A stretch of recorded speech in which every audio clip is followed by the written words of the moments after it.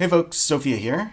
Today I wanted to talk to you, or make a guide I suppose, for lower skill point pilots who are competing in solo nullsec frigate PvP with a focus on cheaper ships. And specifically I'm going to be going over a setup known as dual prop that I feel helps even the playing field a bit between the novices and the veterans. My plan is for this video to be pretty comprehensive. So, I mean, if you're just looking for the fits or to see the combat footage, the good and the bad, of course, yeah, feel free to make use of those YouTube chapter skippy things below. Obviously, there's no way to cover all of Eve in a single video. So, I mean, there's a lot of stuff that's outside of the scope. Something like techniques for roaming null to get fights I'm not going to be covering, explicitly at least. Just overheat your prop and crash gate a lot is the short version of that. And if there's any concepts you don't understand, I mean, you can try and pick up on them by context or Google them, which is always a good way of learning. Honestly, though, even if you don't get your head wrapped around a lot of it right away, Eve is really complex and it takes time to absorb all this information. So just try coming back to this video in like a couple months when you have some more experience, and hopefully it'll make more sense if you're finding it too much of a struggle. Before we get into it, I also really need to stress that EVE Online is fundamentally a social multiplayer game.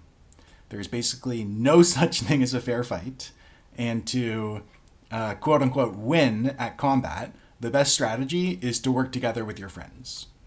That is literally how the game is designed to be played, right? So as a solo pilot, you're going to be giving that up, but your opponents are under no such constraints, and they're always going to be looking to capitalize on that advantage of having fleet members to call on for help. They're going to swarm you, and in some cases, they're going to hot drop your T1 frigate.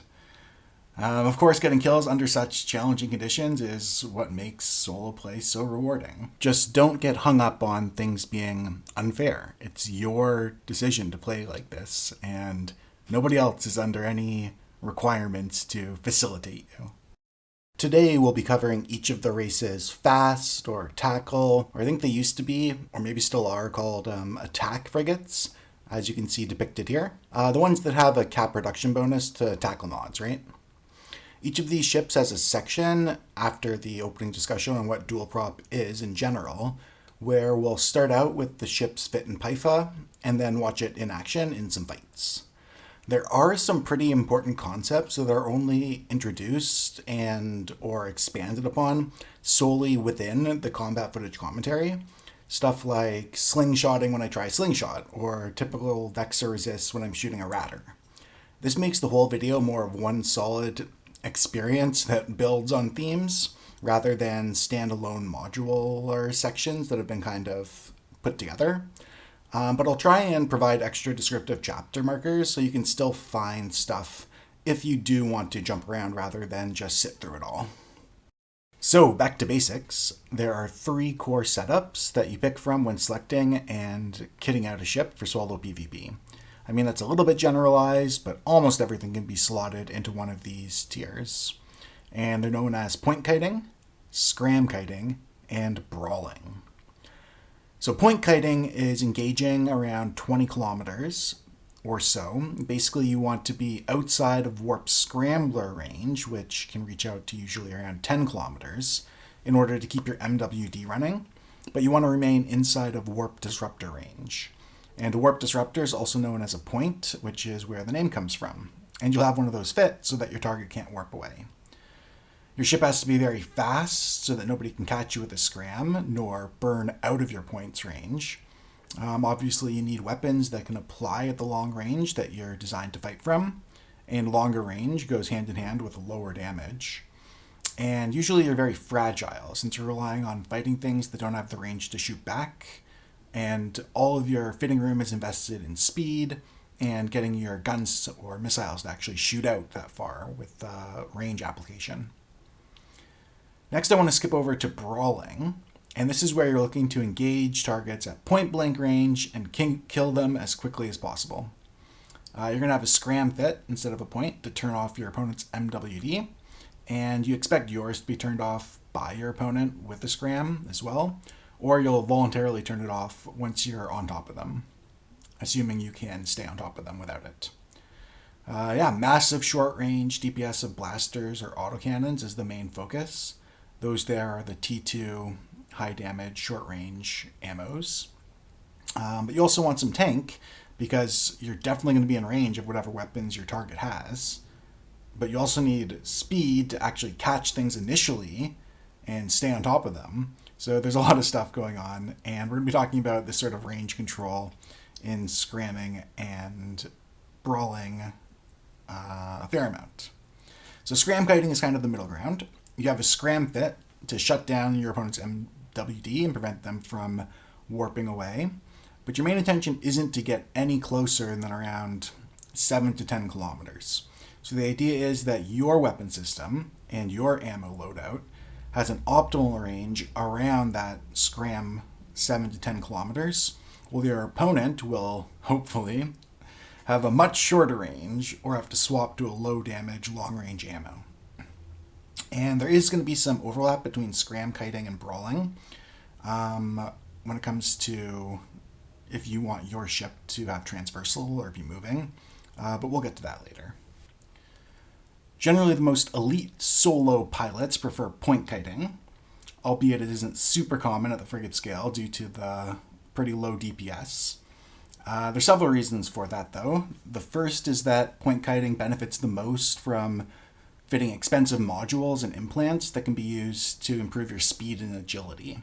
So if you're usually zipping around with your MWD on at 5 kilometers per second, and you can spend $1 billion to jump that up to 8 kilometers per second, that's going to have a huge impact, especially compared to if you're a brawler and you're just sort of sitting still at 0, you don't need that speed.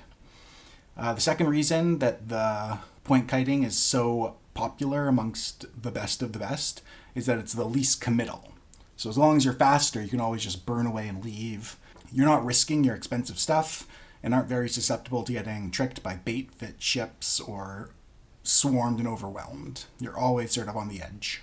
And finally, being on the edge and maneuvering at really high speeds gives you the most opportunity to utilize the so-called expert manual piloting techniques such as feathering or coning, not really appropriate for newer players. But as a newer player, you definitely can pull off point kiting with great success if you set up inside a faction warfare complex in like a missile Condor or that medium shield extender Tristan, and then people slide in on you and they don't even have an MWD, then you can just kite them out at 20 kilometers pretty easily. But that's very different from Null, where you don't know where fights are going to start and everybody has an MWD. If you really want to try out point kiting in Null, then the Slicer is probably your cheapest option, which actually has the DPS to get some kills. And of course, if all you do is want to get some solo kills and you don't mind cheesing it a little bit, then yeah, use an MWD, point kite strat, and a novice flex. You're not going to improve much doing that approach, though, or gain that much useful experience. The second most popular of these three strategies, and the one that you'll see the most, which I guess actually means it's the most popular, but the second fanciest, is Brawling. And it's my personal preference.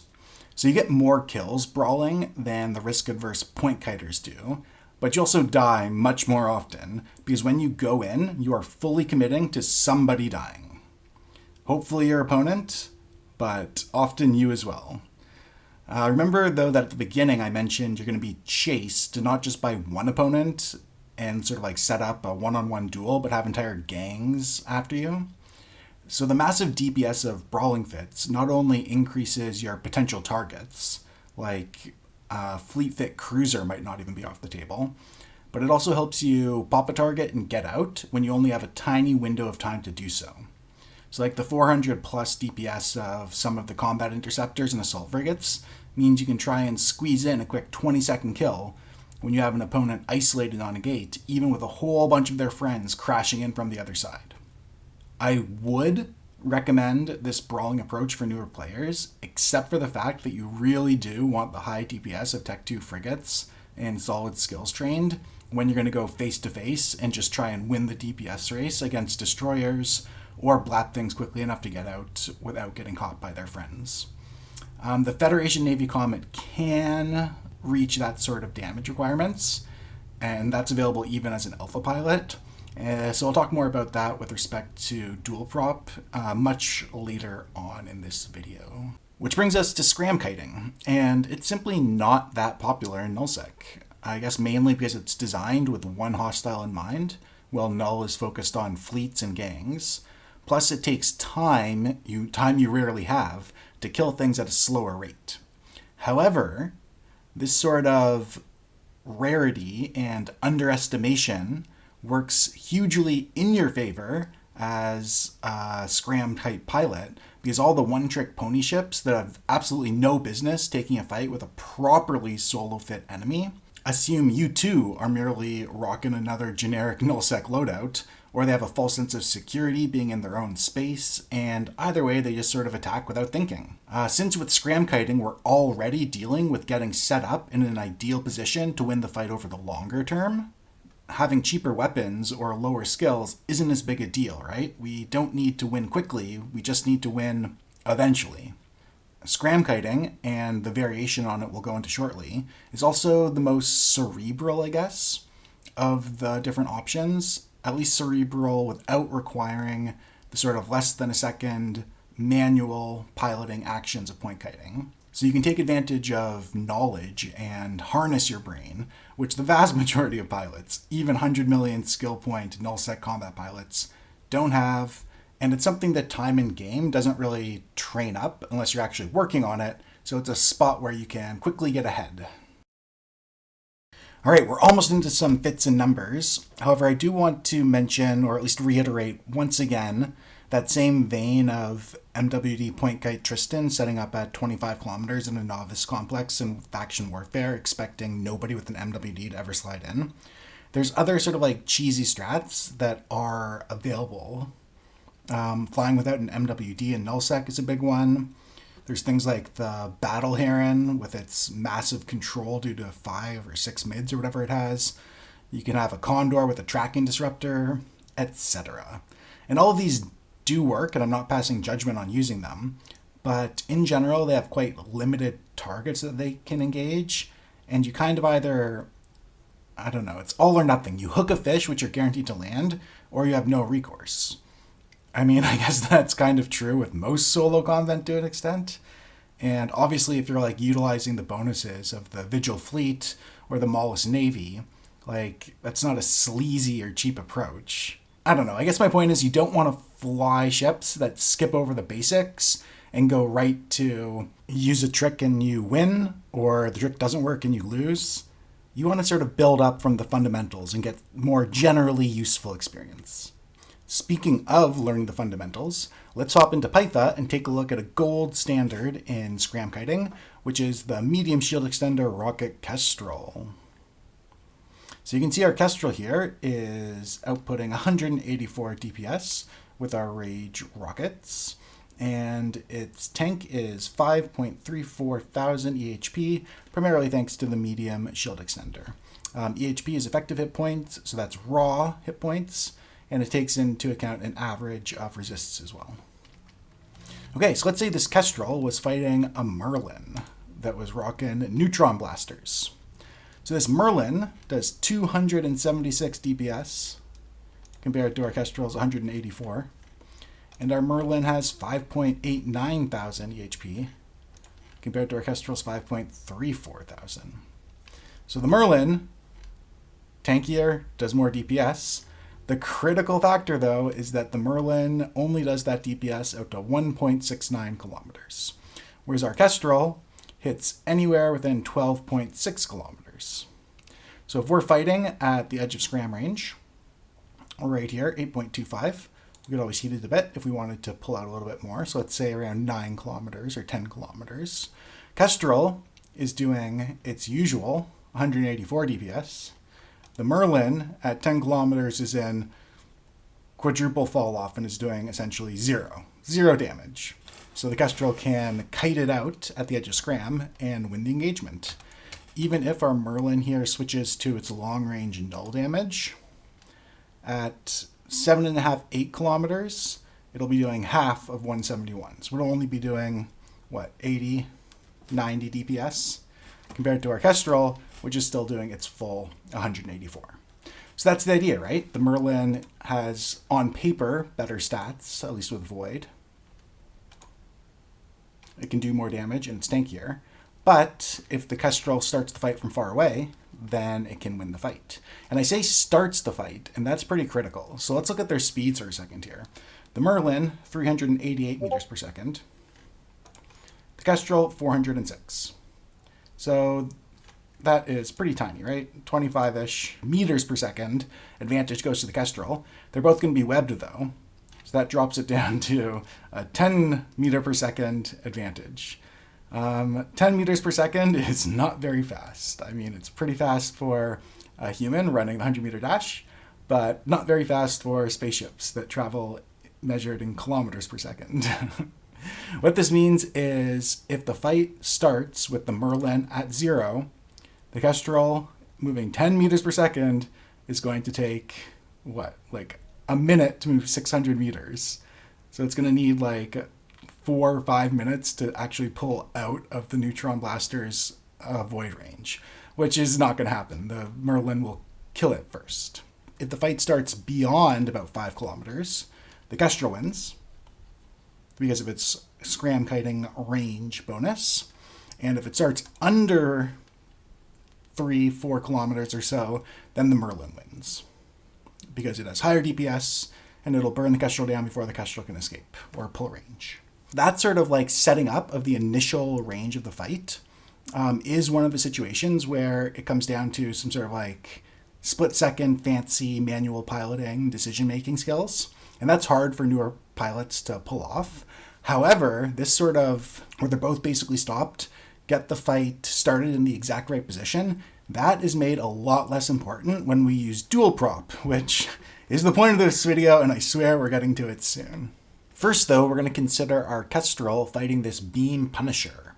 Beams being the long-range version of lasers. So this Punisher is outputting 219 DPS with a tank of 6.29 thousand EHP. And this time, it's shooting out to 8.25 kilometers, so right to the edge of Scram. If we look at our Kestrel, it's doing 40 less DPS or so, and has almost a full 1,000 less EHP. And this time, it's not going to be able to hang out at 10 kilometers and avoid the Punisher's damage, right? So what is our Kestrel going to do? I mean, is this just a fight it can't win?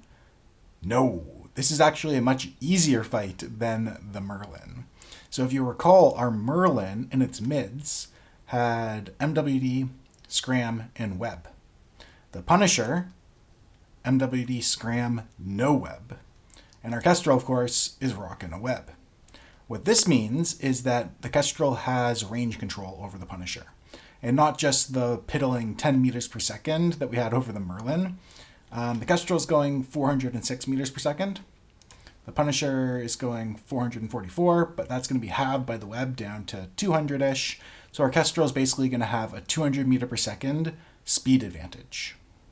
And that actual speed advantage is what makes this fight so much easier than the Merlin. You don't have to be in the exact right position at the start of the fight, and you're not risking dying. You have a little bit of leeway to get to where you want to be. And that's what dual prop's going to allow us to do all the time, whereas in this case, we can only do it because the Punisher doesn't have a web. And what it's going to do with that, it can't just hang out at the edge of Scram. What it's going to do instead is do something that's shared amongst both Scram Kiters and Brawlers that I've alluded to before, and that is get under the Punisher's guns.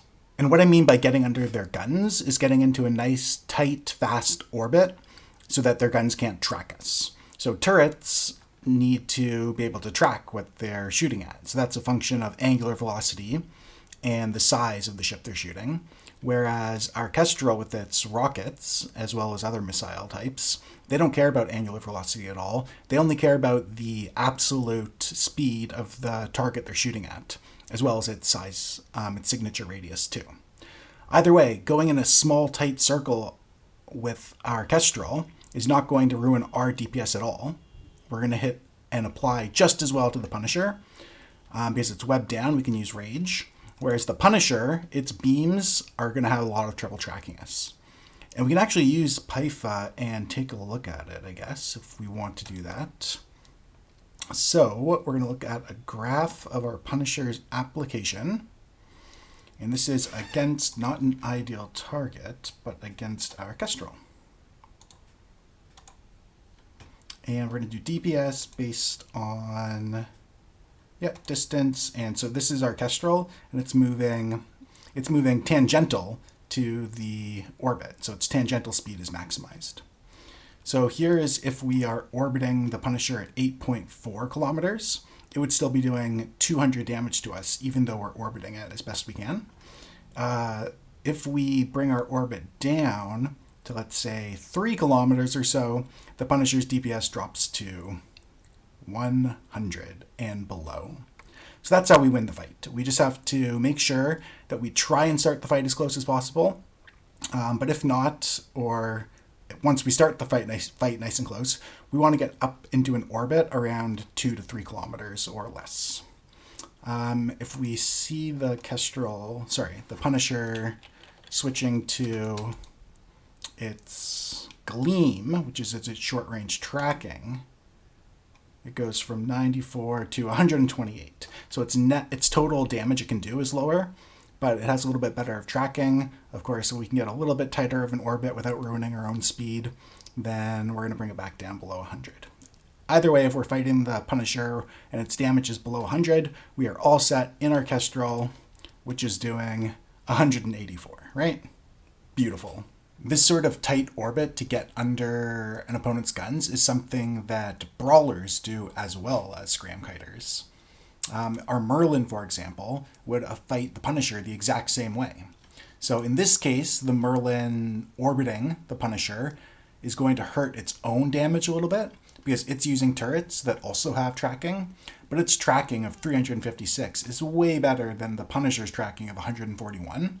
So the Merlin's hurting its DPS only a little bit, hurting the Punisher's a lot, and that's how the Merlin wins the fight against the Punisher. Having a ship that has the option to fight as a Scram Kiter and the option to try and get under an opponent's guns makes for a very target-rich environment with so many things that are potentially engageable. Plus, it really sort of exercises your brain and helps you learn the game, right? Even if you lose a fight, having a strategy you can attempt or thinking of something else you could have tried differently after the fact, it's all a lot more educational than simply hitting approach, turning on your stuff, and hoping you kill them before you get killed. And this concept of choosing how you're going to engage, either sitting still at scram range, sitting still at 0, sitting still somewhere in between, orbiting tight, orbiting at scram, all of that, those options are all much more on the table, and you can take them further when using dual prop, which we're finally going to get into now. Okay, I lied. There's one last thing that I want to say, and that is if you want to try out the Kestrel I've been using as an example, or something similar, and use it as a Scram Kiter with a web, then you're absolutely feel free to do so. I mean, it's a solid ship that is very good at punching down. And then you can come back and watch the rest of this video on dual prop, allegedly on dual prop, later on. If you've seen or go watch Suetonia's Eve is Easy stuff, he's a Eve player YouTuber. It's his favorite chip for roaming null, and I mean, I'm sure he has some fits that are similar to what I include here. Do note though, his videos are like a decade old now, so a lot has changed, but the basics are always going to be similar. I will say though that the Kestrel isn't very quick, so at least compared to what I'm going to be talking about later on. So you're going to have more trouble doing things like getting off of gates, running a bubble camp, slingshotting point kiters, that sort of stuff. The sort of stuff that just goes into roaming in general. And plus, the sort of ships that you find out hanging out in Nullsec nowadays are typically fancier than what Suetonia would have encountered.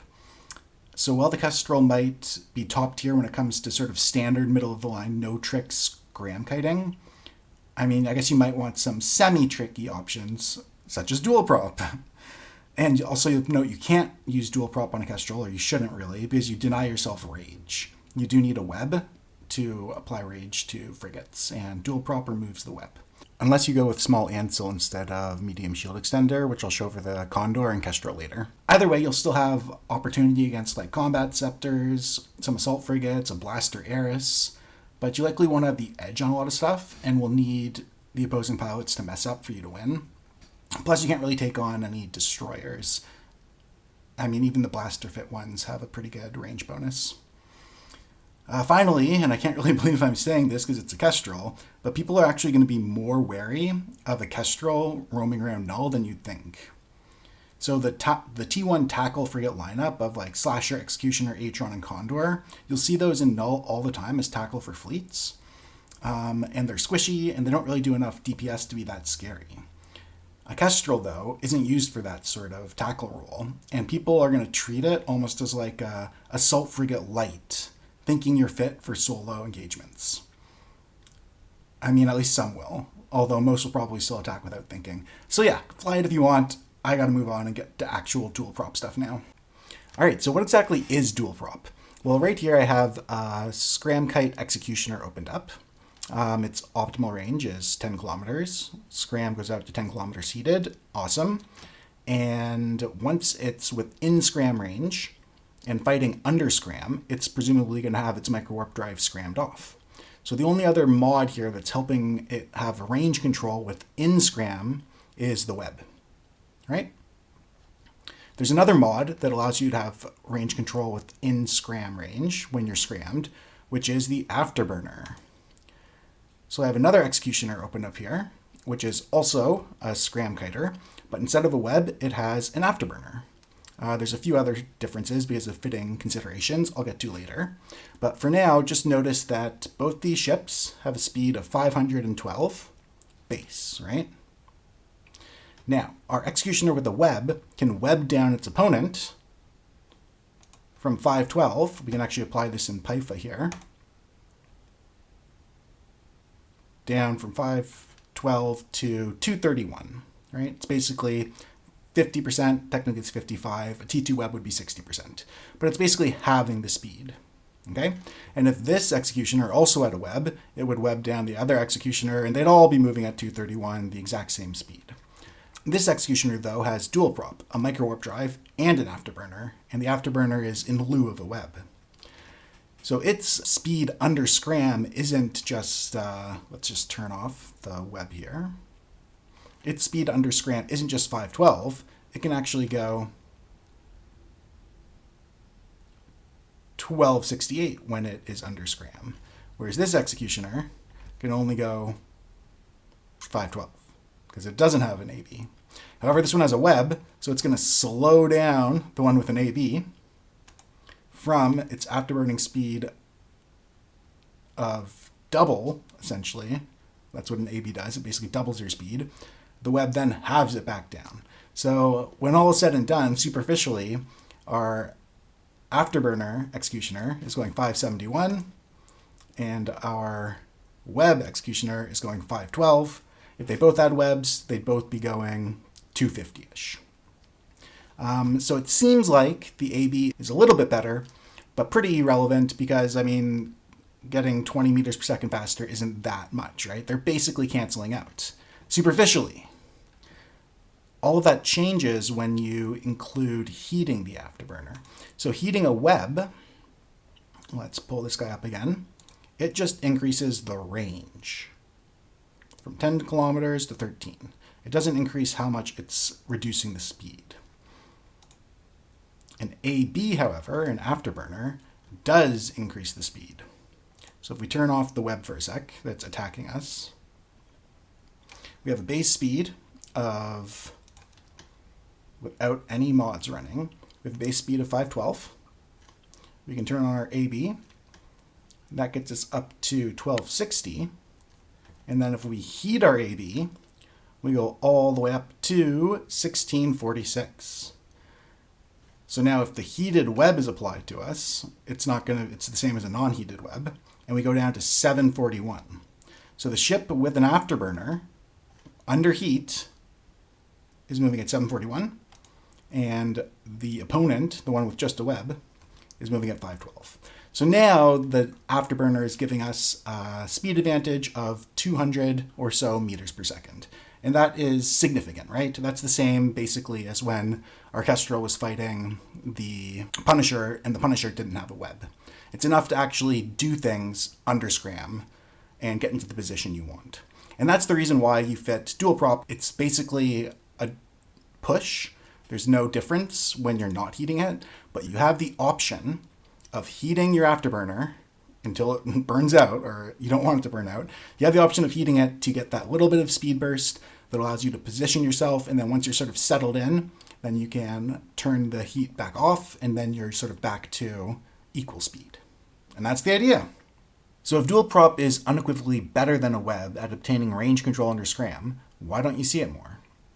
Well, first and foremost is that an afterburner requires a lot more power grid than a web. A web's just one power grid. An afterburner for a small ship is 10-ish. So dual prop pretty much mandates installing fitting rigs or mods that could otherwise be used for agility or tank or DPS, etc. You are giving something up to get that control under Scram. Furthermore, a web, while slowing down the target for you, also slows down the target for everybody else in your fleet. So if you're in a fleet, this can be huge, an absolute game changer. An afterburner, however, only helps you keep up with them personally, like not your whole fleet, just you. So it isn't as helpful to others. Obviously, flying solo, this is not that much of an issue. And furthermore, even in a fleet context, if the AB keeps you alive when the web wouldn't, you're no use to your fleet dead. This goes the other way as well. Having the AB running and your speed higher is going to reduce incoming damage from your target's entire fleet as well. So yeah, it can be hugely beneficial, making everyone have a harder time hitting you as you try and survive long enough to get that kill before you die. Some other downsides are you can't activate an afterburner while your MWD is running, which can cause some delays.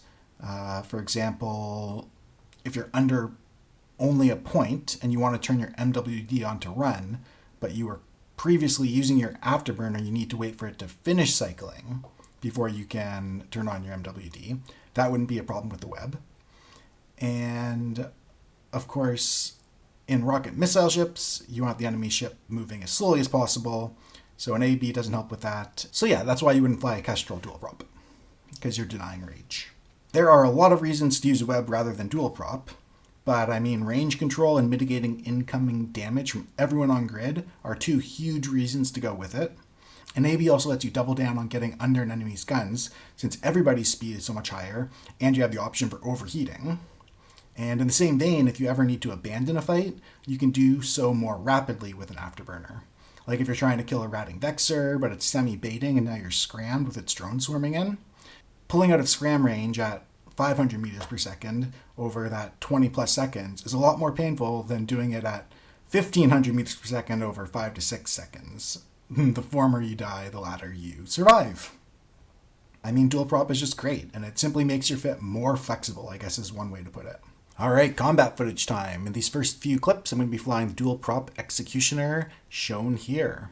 So dual prop is the main thing. I have a T2 Scram, so that lines up perfectly, heated at least, with my Scorch guns, also out to 10 kilometers. I have a heat sink for extra damage. My tank's in a small ancillary armor rep. The Nosferatu will help keep that running when needed. And then for my rigs, I need the fitting rig to be able to fit an AB and a Nos. More damage, always nice. And then this here is a little bit of a decision, the metastasis adjuster. This improves my gun's tracking. So I could go with like a speed mod here, or possibly improved rep speed or something like that. However, when I'm not Scram Kiting at 10 kilometers, I do want to have the option of going to conflag and just sort of brawling down. That gives me 200 DPS. Or, more importantly, with my best tracking short-range ammo, the Multi-Freak, I can still do 155 DPS, and then this tracking is pretty important then, because I'm going to be orbiting, ruining my own tracking to get under the guns of enemies. And if I don't have this, it's a good 25% bonus, right? So yeah, this is what I run with, and let's take a look at some engagements. Like usual, this footage is by no means an example of perfect flying nor 100% wins. And all the atrociously simple, painful mistakes and embarrassing blunders I make will be on full display. In EVE, it's normal to die. It's normal to get the shakes and a racing heart in combat. It's normal to get tunnel vision, lose all grid awareness, and have absolutely no idea what's going on or what you could have possibly been thinking when you look back on it later. It's all part of the fun, right? The more opportunities to improve, the better. And I also hope this kind of footage that isn't 100% positive inspires you that it's not so hard to get out and get some kills, even if you do a lot of stuff wrong. So, in this encounter, I'm currently crashing a gate that has a Fed Navy Comet on the other side. He's attacked me already, so I know he has neutron blasters and a scram, and I didn't see a web, which means he's likely dual prop, which would be quite appropriate for the vid. Dual prop versus dual prop. Comets are one of the ships that you'll often find dual propped, so yeah, it would be fitting. Honestly though, whether he is dual prop or web, it's still a really tough fight for an executioner to win. My only real hope is to kite him out with Scorch and force him to use Null, but I mean, even then, with his drones and Null and fall off, he's going to be matching my DPS, and he's twice as tanky. So, I mean, this is a fight I would always take because my base speed is a bit faster. So unless he has a T2 afterburner or some speed fittings, I can theoretically just get out if I need to, if I fly perfectly. And this is all assuming my opponent flies perfectly too, which is rarely the case. So, all right, let's see what happens, eh?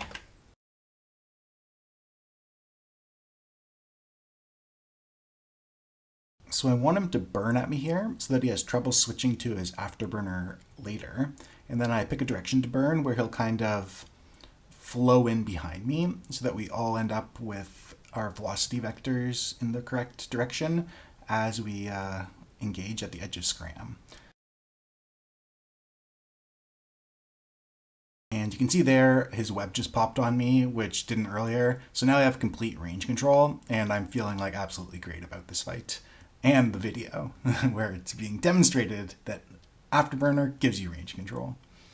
There's no point in trying to defang his drones here, since the Comet has a whole spare set of 3 lights, and they can swap them in and out. My cap also is not going to last long enough regardless.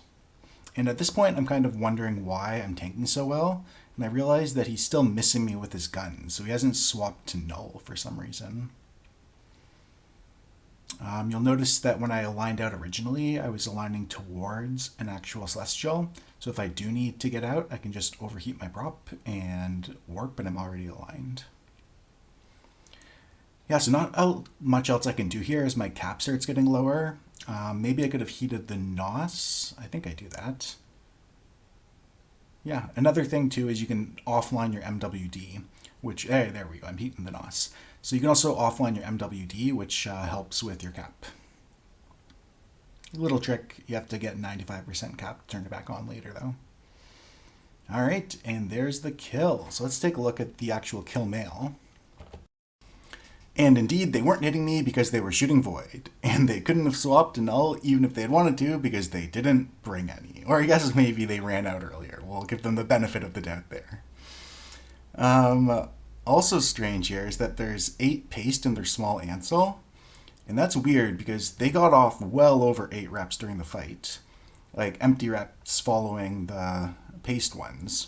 So it wasn't just accidentally on auto reload. They actually made like the conscious decision to reload it, which is questionable at best.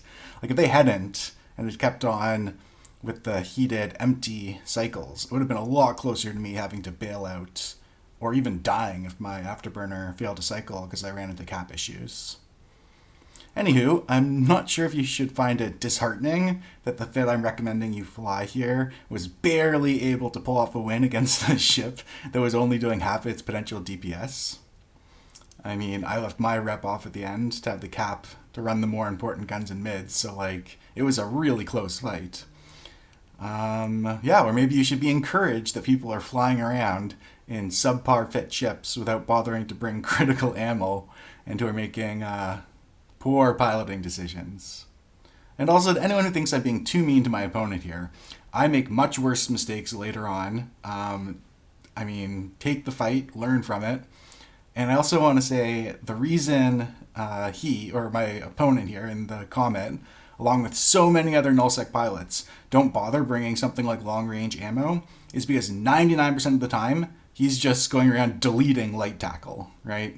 Ceptors, T1 light tackle. And he assumed I was light tackle, and he could easily kill me. Everyone else will assume you are as well, and that's where you can get some nice kills. All right, moving on. Still in the same executioner, you will notice in the top left, I have a booster from like dailies that was going to expire. I think it's just capacitor regen, which doesn't make any difference in this fight. Either way, I've spent the last little while harassing goons in their staging system, trying to isolate targets, when I see a group of 4 Corm navies warp off, so I follow. I have no idea how they're fit, and if it's blaster fit, then there's simply no opportunity for me to get a kill. But with rails, I do have a chance of getting under their guns with multi-frequency. I can't fight all 4 of them, of course, so my plan is to jump after or jump with them and hopefully catch just one of them if they spawn within scram range, as the rest of them warp off. And then if it is rail fit, hopefully kill them before their friends can warp back and save them. One thing you can do is actually look at a ship and figure out what guns it has based on the models that are like physically displayed on the ship, but I haven't had the opportunity to do that here. I start orbiting the gate to not get alpha'd and locking them up to see what they're going to do. One of them does jump out, but the others start shooting, and I see that they're pointing rails, which is perfect. And right here is one of the most critical moments in the fight, before it even starts. So there's 4 Corms, right? 1 has jumped, 2 have aggressed, but the 3rd is merely locking me. It's only yellow boxing me. So I need to wait as long as I can here for the 3rd Corm to actually red box and aggress on me, so that all 3 are stuck on this side, and then I can jump through, because I haven't aggressed, and fight the 4th alone on the other side.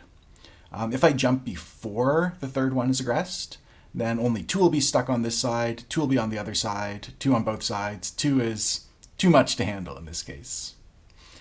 So yeah, the 3rd dude hits F1 trying to get on the Killmail, and here we go. I'm in half armor jumping in, but that's not a big deal because all my tank's in my Anso. I'm expecting to have to MWD over to the Corm, but I get an excellent spawn only a few kilometers away and can just use an AB. He does start shooting, and you'll notice I double click in space to spiral in a bit to reduce damage while hitting with Scorch and then swapping to multi-frequency. So I've established my orbit, and now I have roughly 45 seconds to get that kill before his friends jump in. If I had unlimited time here, I would leave my AB on and slowly whittle them down while taking basically no damage myself. However, I'm on a tight schedule, so I go prop off to accept some incoming damage I'll handle with my tank in order to do more damage to him by not ruining my own tracking as much. My tracking obviously has to be better than his to allow this, but pulse lasers actually have the worst tracking of the short-range turrets, and the Executioner doesn't have a tracking bonus or anything, so I'm really happy I have that metastasis rig fit, and that I'm using dual light versus focused guns helps here as well. Alright, there is friends jumping in, but I'm so close to the kill and there is no way I'm bailing. I do start to consider how I'm getting out after he pops, but I mess it up and end up dying. What I should have done was aligned out while applying that last volley or 2, and ideally not to the gate leading to Goon Swarm's staging system. And then I could have entered warp immediately and gotten off if I'd already been aligned. So this is absolutely a mistake on my part, but I'll say there are 2 mitigating factors to defend myself a bit. The first being that I was more interested in getting the kill than getting out alive. Like, if I had aligned, maybe I would have pulled range too quickly and got out of multi-freak and not had time to switch to Scorch. Or maybe if I had aligned, I would have ruined my transversal and he would have one-shot me. So yeah, even calling it a mistake is too tough, right? It's just a possible improvement. The second factor is if we look at their Killmail, yeah, they were Seaboed tracking enhancer fit Corm navies. So honestly, at some level, I had actually been a bit surprised I wasn't able to warp out there at the end, like in the moment. Or even if I got pointed, like I should have been able to MWD away. But like, their fit was designed to insta-blap ships exactly like mine. So yeah, that explains that. Now, I might be tempted to wish I were in a better ship here, right? There are a ton of fancier options that would have killed that Corm Navy much faster and easily could have scampered off. However, that is ignoring how I got the fight in the first place. Like, if I'm sniffing around them in a Tyrannus or something, they are going to carefully stick together. That's a threat. And the one that jumped early would have probably just burned back to gate and been ready to jump back instead of blasting away and giving me the opportunity. The term for this is your engageability, basically how engageable your ship is to others. When trying to improve at PvP or solo PvP like this, you want as many fights as you can find. And most of the time, that requires both you and your opponent choosing to take it. Fortunately, super cheap ships are also very engageable ones, so it's win-win. Time for some poor play on my part, I think, now. So here I see a Crusader on D-scan as I'm jumping out, and decide to wait for him. In-goon staging, I might add, if you look at how busy local is.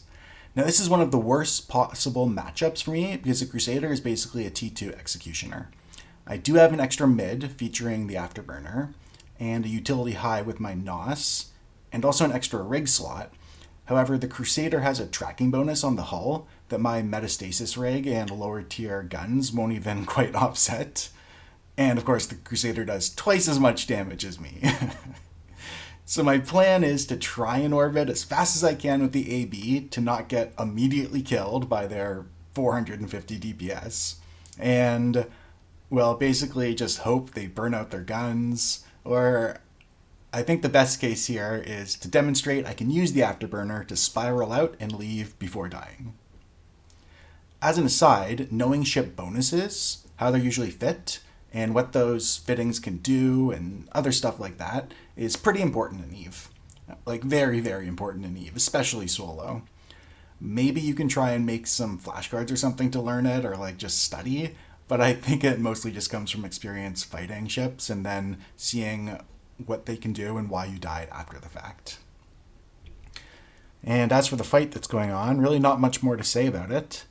I'm trying to manage my tank, fiddle with the orbit a bit by heating the AB, but mostly I'm just sort of thinking about how to leave when things go wrong, except that things seem to be going pretty well somehow.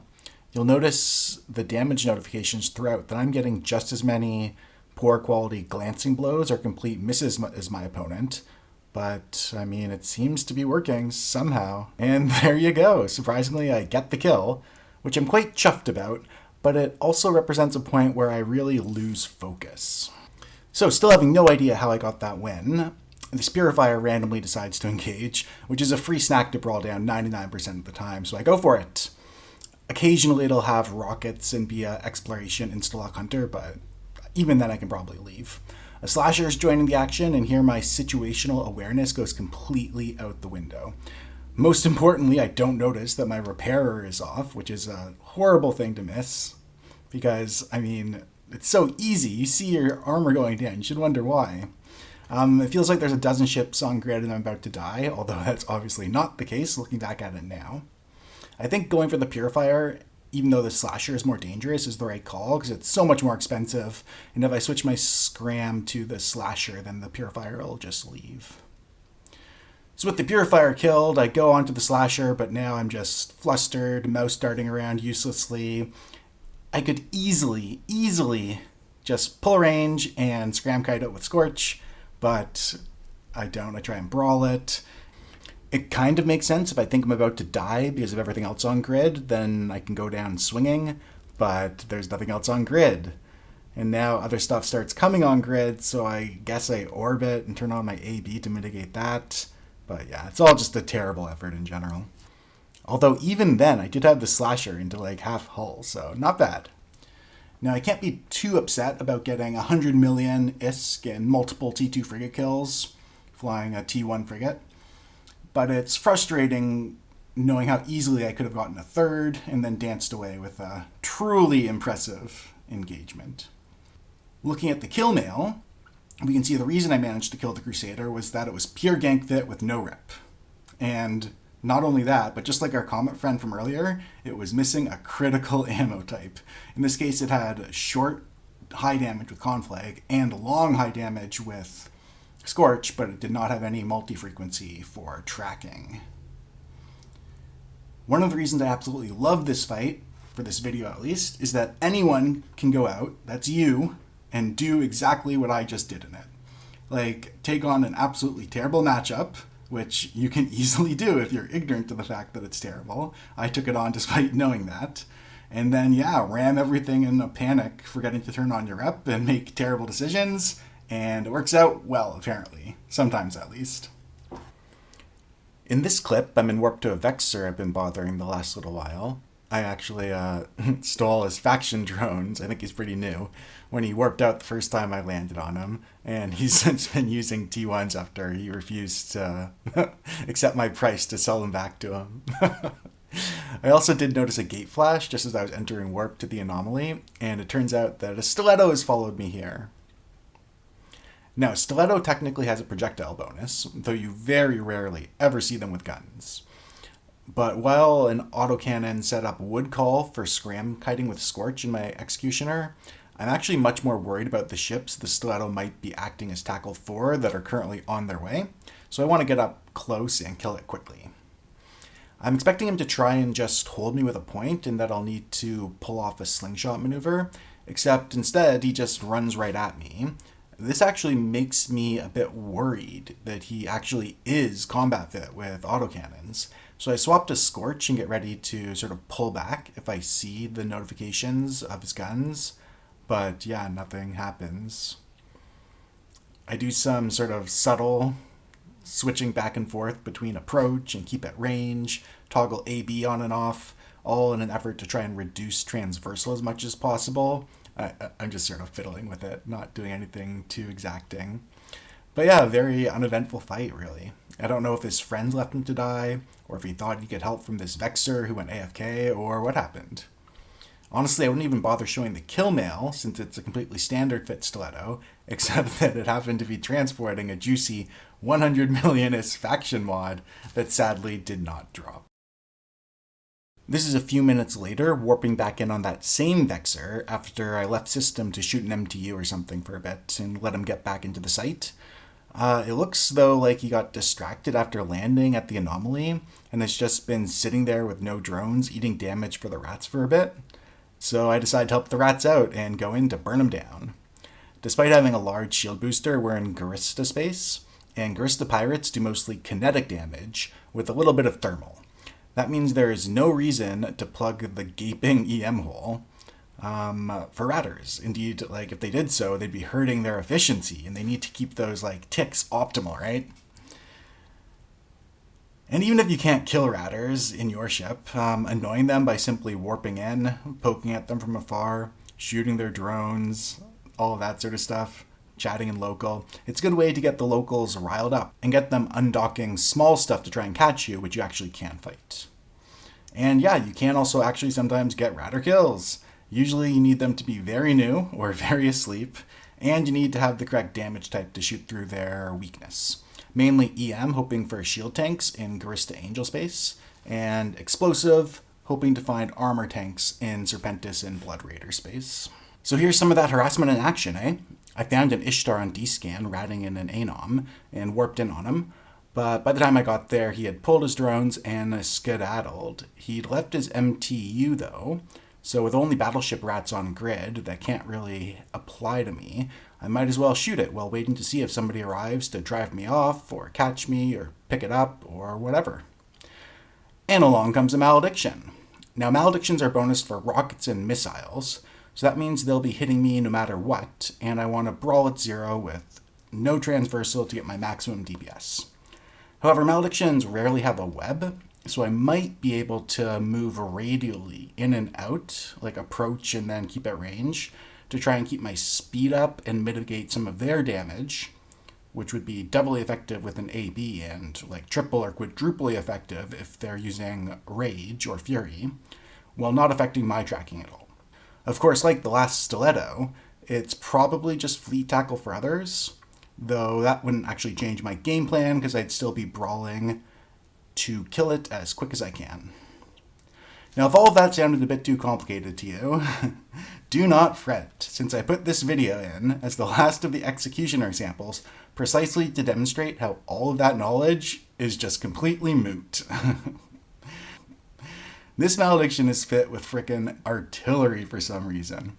That's like, I don't even know, I gotta come up with an analogy. Having a 5th edition control Blade Singer Wizard, and you just have them use strength to chuck rocks at a goblin instead. Funnily enough, I don't notice this, because who would? So I'm doing some actual like Q clicking and other piloting to try and get transversal down to 0 so that I can apply, and that's exactly what the Malediction is trying to do too. Of course, he doesn't get a hit because he needs us to be like right at 0 transversal, and so yeah, that's that. So honestly, just get out there and you'll run into these sort of ships and pilots too, I guess. I haven't been picking and choosing the type of fights I include in this video either. Like, I'd have loved to have shown off an actual GF, as we put it, after the fight, even if I lost, and using my AB to get out from under a scramming radar would have been cool, or even a situation where I tried something I shouldn't and paid the price. I do have some of those for the dual prop slasher though, and that is coming up next. Alright, so here's the dual prop slasher I'll be running. The slasher has the fastest base speed of the T1 frigs, and its signature radius is on par with fleet interceptors. So putting a shield extender on one of these and ruining that, it's a real shame. Its DPS is not that great. With hail, it is doing 158, and if we switch to faction for damage selection types and better tracking, we get 123 with Republic Fleet EMP. Its EHP buffer is a pitiful, 2.21k. Somewhat hilariously, there is more than that just in the paste, 2.39 here.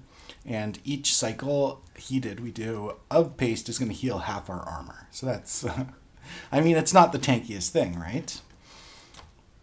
Look at these mids though.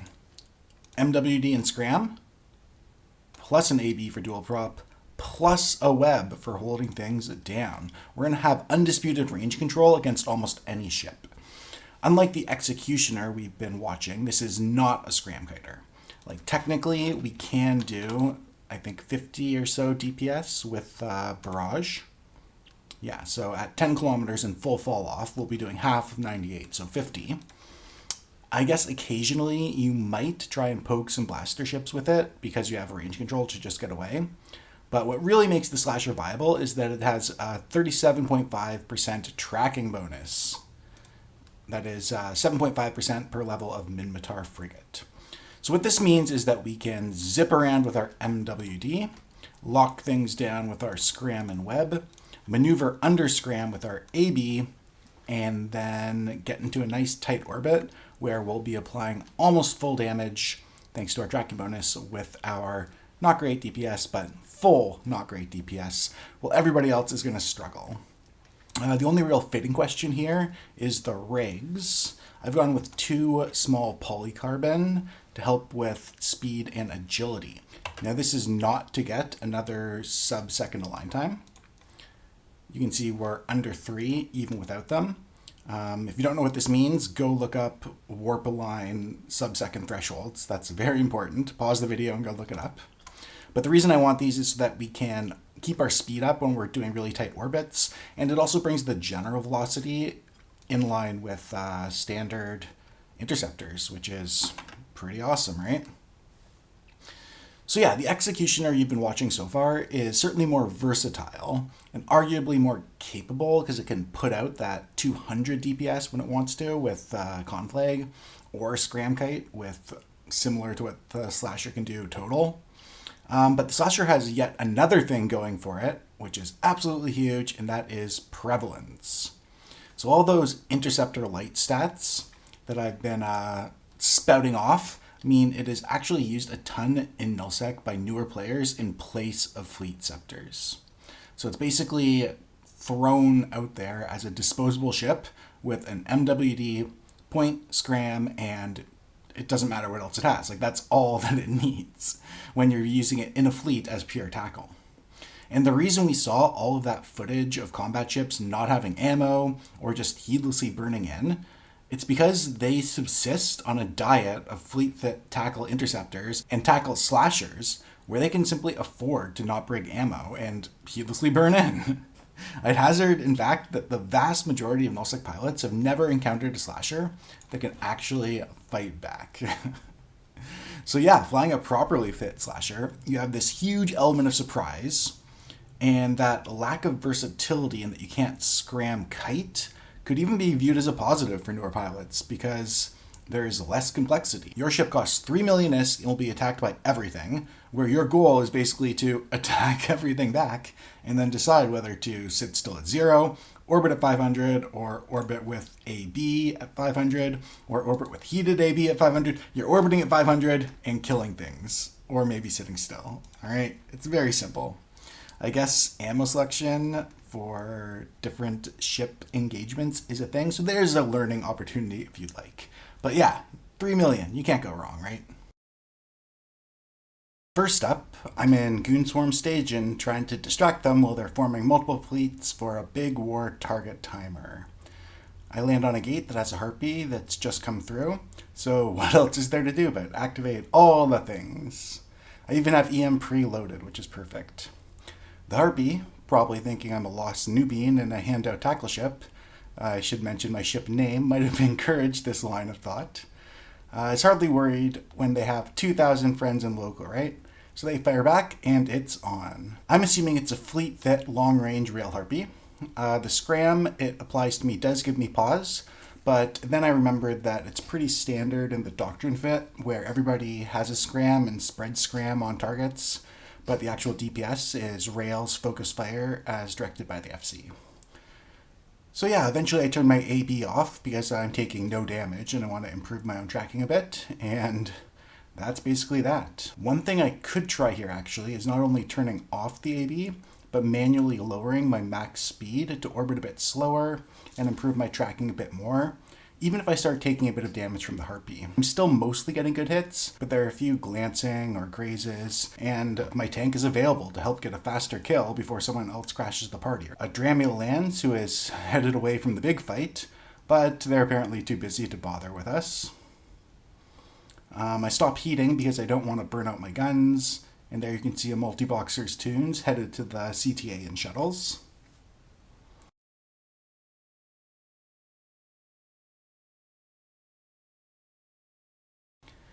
A Vigil passes through too, and some more shuttles.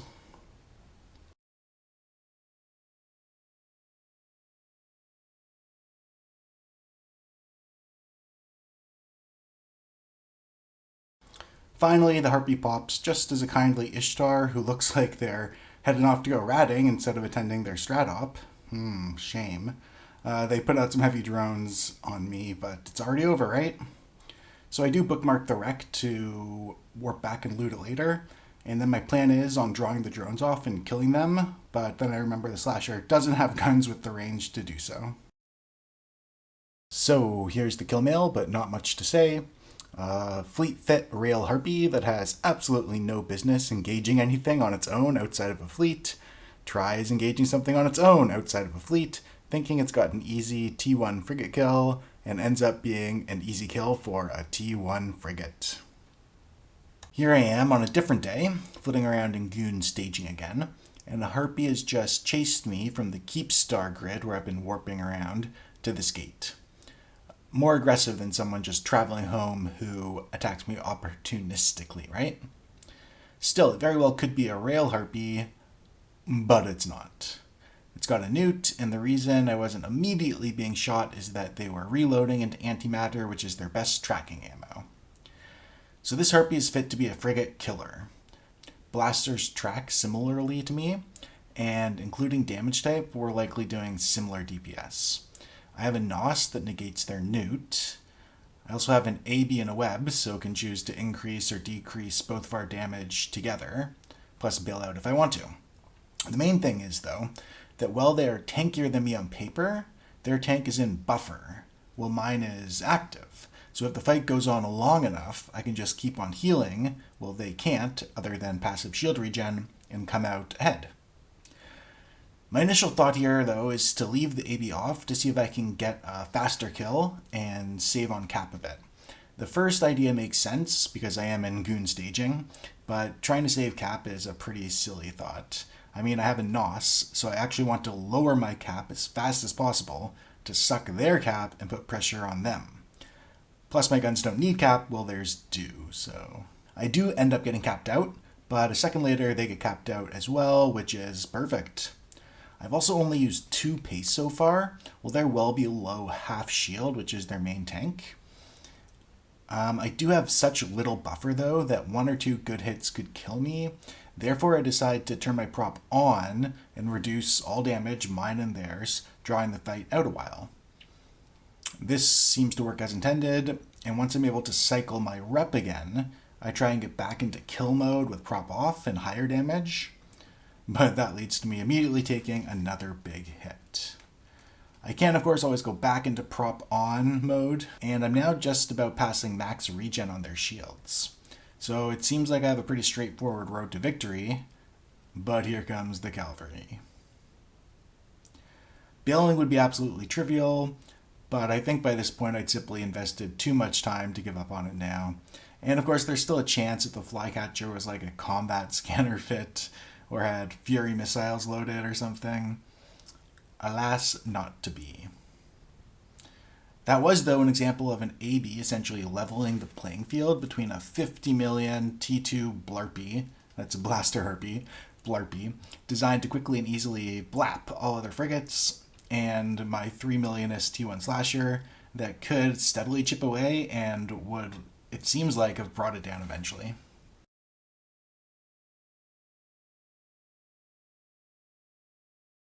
Hey, fancy that, I'm in goon staging again, and judging by local numbers, it looks like they've got some big fleets going out. Saber doesn't have time to play and heads off to join the op. Same deal with this crow apparently, maybe FC is asking for more scouts. Tisk tisk, Kestrel going the wrong way to do some exploration. Getting fleet.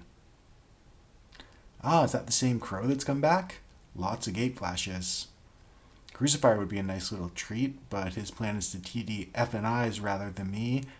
And the crow attacks! So crows are rockets and missiles, which means I want to be at 0 with no transversal. The short range of my guns compared to the executioner means there isn't really any opportunity for that radial in, radial out shenanigans. Now, interestingly, my brain kind of defaults to thinking how easy of a kill this will be. I mean, it's a fleet scepter with piddling damage. It's got a point and a scram, which means it's some sort of fleet tackle fit too. But what my brain is forgetting is that I'm in a quite dinky little ship too, and the crow is T2, so this might just be a legit brawl here. My effort to cancel out transversal here, with a combination of approach, keep at range, and some manual piloting, are pretty pathetic. I mean, I've got a web and AB, but just can't seem to figure it out, and it looks like this crow is somehow managing to just orbit me as I sit still. Good thing the Slasher has that tracking bonus, eh? Looking at the Killmail, it's somewhat of a relief to see the navigation lows. I mean, maybe that explains why it felt like I was struggling. However, looking at the damage dealt, even with that EM rig, which means that some of that damage was just absorbed, the fight should really only have lasted about 30 seconds instead of almost a minute. So it turns out I wasn't imagining that I wasn't applying well because I wasn't flying well. Great. A kill is a kill, though. And now you know that you too can go out in your Slasher and kill a crow just by hitting approach and heating your guns and not doing anything else. Here I am not in goon staging, but a couple jumps out this time. If you haven't been able to tell, all of this dual prop Slasher footage was obtained over 2 sessions or so in goon space. Right, I want to kill this Stiletto. He jumps away, which makes a lot of sense because Stilettos are almost always going to just be fleet tackle fit. He's not going to have guns, so he's not going to aggress unless he has friends available. These gate games he's playing, though, make me think he's trying to keep me interested while his friends arrive, and I've got nothing better to do than chase him while we wait for his friends together and things can actually kick off.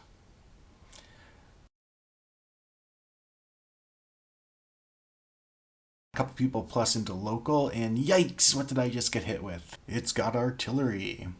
Stiletto actually does have a tracking bonus, so if I were trying to fight one that had autocannons, I would be in the same situation as the Blaster Harpy, where I'm relying on dragging the fight out with minimal DPS happening and utilizing my active tank just to outlast him. And that would not work since his friends have already arrived. But that flycatcher just jumps through for some reason. Now, having the AB on here is a mistake. I'm just hurting myself and should have turned it off immediately after getting on top of him. His artillery is not going to hit me even if I have my AB off. I've also wasted some charges over repping. Basically, I panicked when that initial huge volley hit, and I turned it on and forgot about it. But yeah, everything at the moment is quiet as I slowly chew through him. But the flycatcher is now back. I actually decided to turn my prop back on here, and it pays off, I think, as the flycatcher is shooting rage at me. So it's applying quite poorly because I'm not webbed and I have an AB, so it's doing like a quarter of its usual volley or something like that. A rapier has also arrived though, and I hope he's just going to move on, but he starts locking me, so I overheat my prop in advance.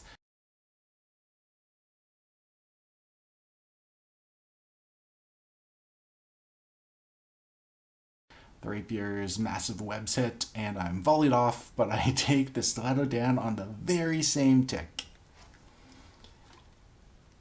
Now, I almost blew this one by leaving my AB on for most of the fight when it wasn't needed, but got lucky.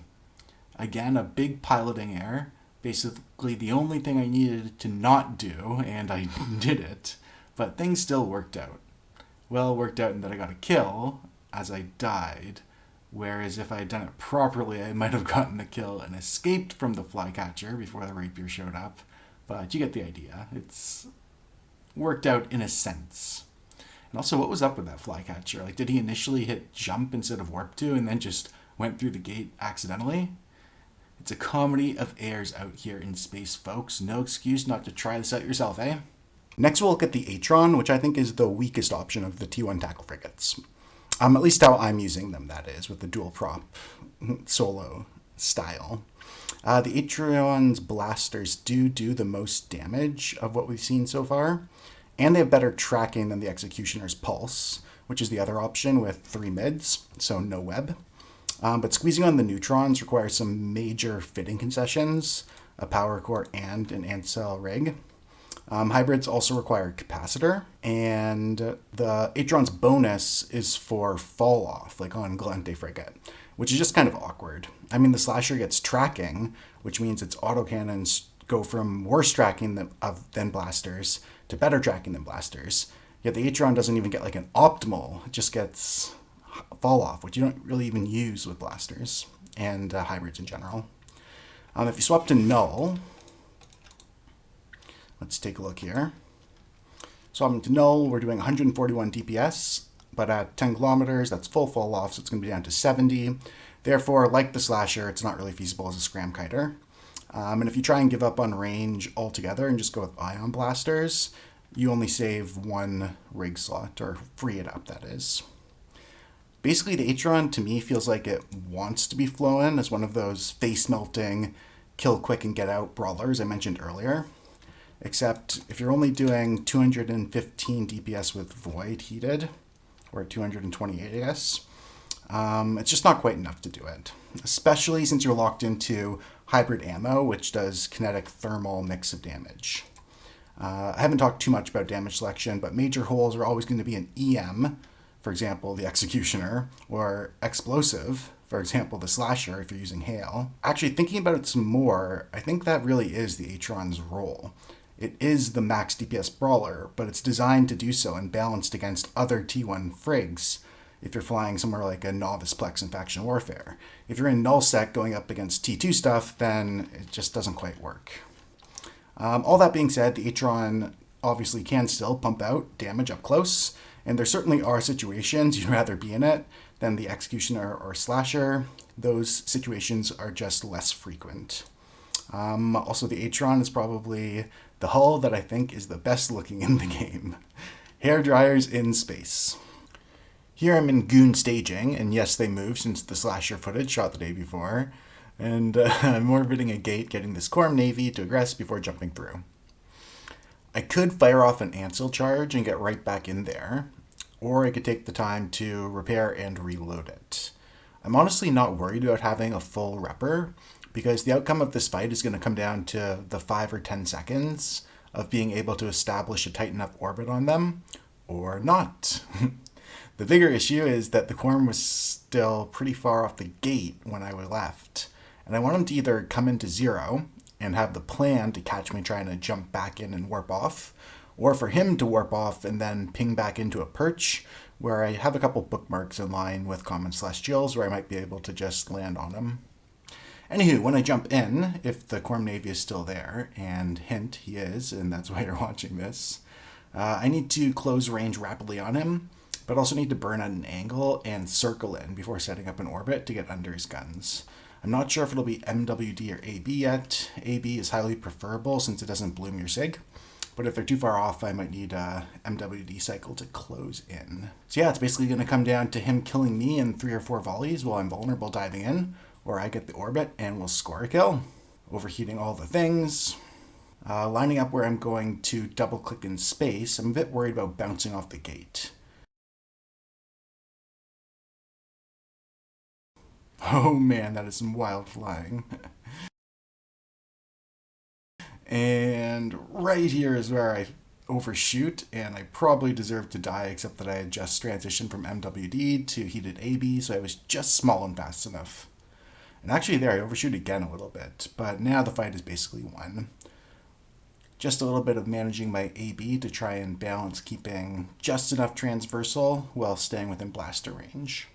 But yeah, you've seen me do this before. One game mechanic I haven't mentioned yet is the wrecking shot. At all times, even when guns aren't tracking at all, and I'm talking like constant 0 damage complete misses, there technically is always a 1% chance of a wrecking shot occurring, and it deals 300% base damage. Basically a random nat 20 critical hit. So if you've caught yourself sniping Naga or Tornado and are chewing through them, orbiting at 500 meters, when you suddenly find yourself in your pod, yeah, that's what happened. It'll show as weapon type Rex in your combat log. So this Killmails shows it was just another one of those frigate blapping Corm navies that we killed one of in the Executioner earlier.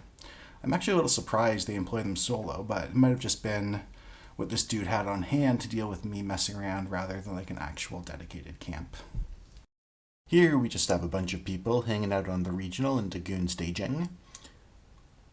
I am pinging off my own corpse to bypass this anchorable bubble, which is a bit funny. You'll see how it gets there if you stick around for the Condor section. We'll take this time to talk a bit more about damage type, which I've been trying to avoid as it's a bit beyond the scope of this video. But I mean, yeah, it's important. The T1 base shield resists are roughly 0 EM and 50% kinetic. That means that even though my Atron does more raw DPS than my Executioner, fighting anything with a shield tank is basically a 25% penalty to hybrids compared to lasers. This does go the other way a little bit, with EM being like 25% higher in armor, meaning that lasers get like a 12.5% penalty against armor tanks compared to hybrid or whatever. But there are a lot more shields flying around at the moment than there are plates. T2 profiles, I mean, they're just too much to go into, but basically things become more extreme. So you might have a wolf with like 90% EM resists, or a harpy with 70% kinetic.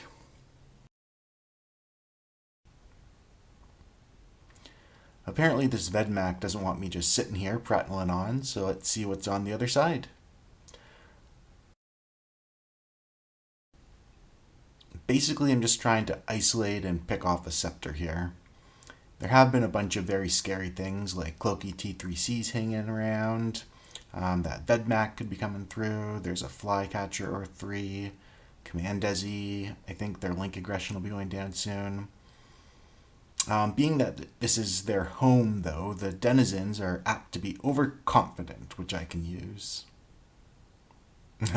I realize that the Cynabal is actually hostile to Goonswarm as well. But yeah, I'm just waiting for my opportunity. I figured the Loki is pure arty one-shot with no damage, so I decide to accept my fate if Bob wants to bless them with a Reckon shot. I picked the Stiletto that I think I had saw aggressed and go to ram him. Again, and this has actually happened to me a lot, I expect the Stiletto to hit orbit 30 kilometers on me. But instead, he just MWDs right at me, so we both go flying by each other, and then I need to crawl back into blaster range. Seriously though, like a drive-by scram, if he'd zipped by at an angle and then continued out and re-established a point range orbit is one thing, but he turned back in on me like he's just literally hitting approach. I've really got to start control spacing when I see people rushing to their deaths on me, I guess. And you know what? It's not something I see in the Crusader, so it might really be that T1 tackle frags are just so underestimated. Yeah, so the Loki's artillery couldn't apply, and they cloaked back up. Now I'm just killing a helpless Stiletto. Oh, hang on, the Stiletto does have 150s. Okay, that makes more sense. He was ramming me back because he thought he could brawl me down, because I'd be T1 fit, or he'd have Loki support. Okay, I got it. Well, anyways, this other Stiletto is now coming in, and I would totally go for them too, but I hadn't noticed that my rep is still cycling. So if they're another AC fit one, I could have some issues. They don't bother to point me, though, nor chase me, even though I'm just A-being. And yeah, we just kind of drift apart, and yeah. I'm telling you, it's a circus out here with nobody knowing what is going on or what they're doing. New players or rookies to Nullsec will immediately feel right at home.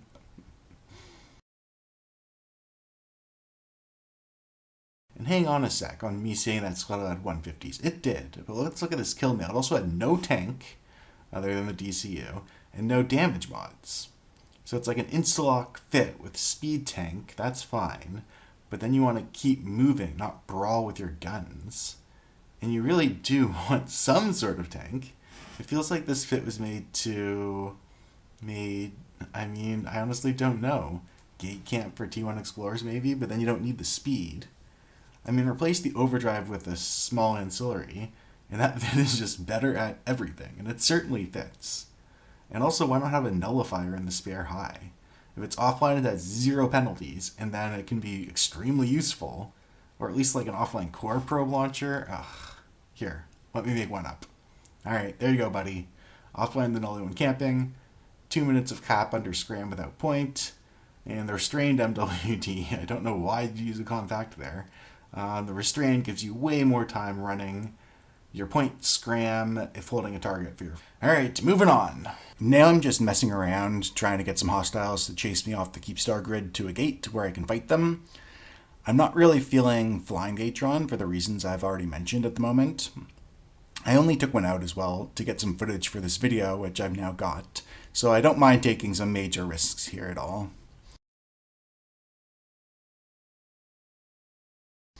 The Harpy is the main target, for me that is, hoping that they're fleet fit with rails, though at this point I'd try the Kite too if it were a sniper.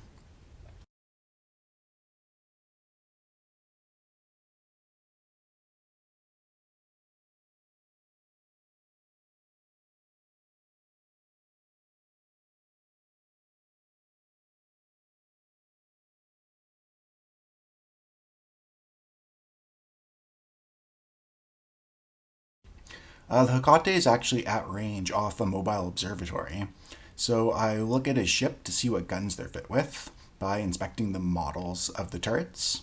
I don't really have these memorized like I should, but I do recognize that they're blasters, which means the Hecate is a no-go.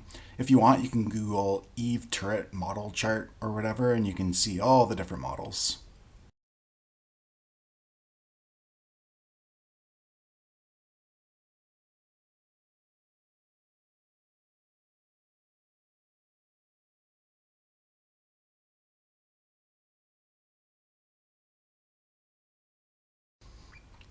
I do the same thing with the Cormorant here, and that looks like a mix of different types of blasters, but I'm honestly not sure at all.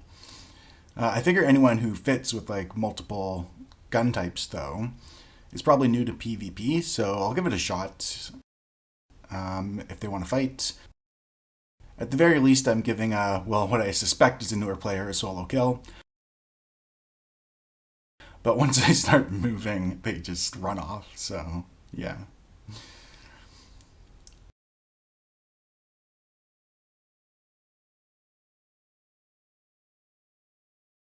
I'm basically here trying to give you some idea of the time that can go into each of these kills that you've been seeing. I mean, certainly sometimes you find a lone Comet eager to fight half a jumps into your roam. Other times, though, you spend an hour traveling and messing around trying to goad people into fights just to die pitifully to a gate camp or get sniped by a NATO when you alt-tab for a sec to check the map and forget to orbit the gate.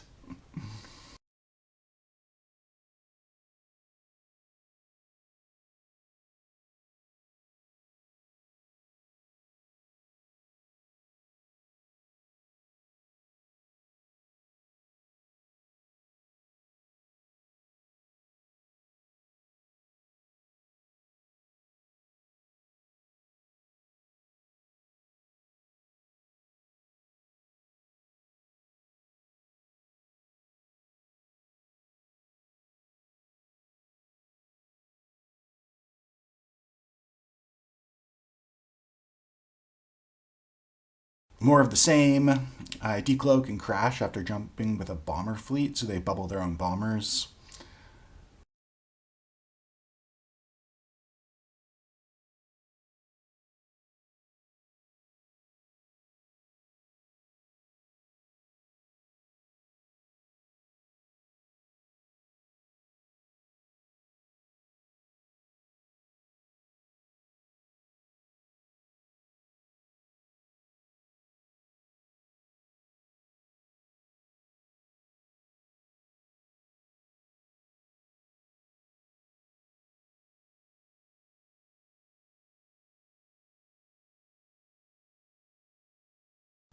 Try and jump a Harpy, but he sticks with his wingman friend. So if I'm orbiting one up close to cancel out their tracking, the far one can still shoot me.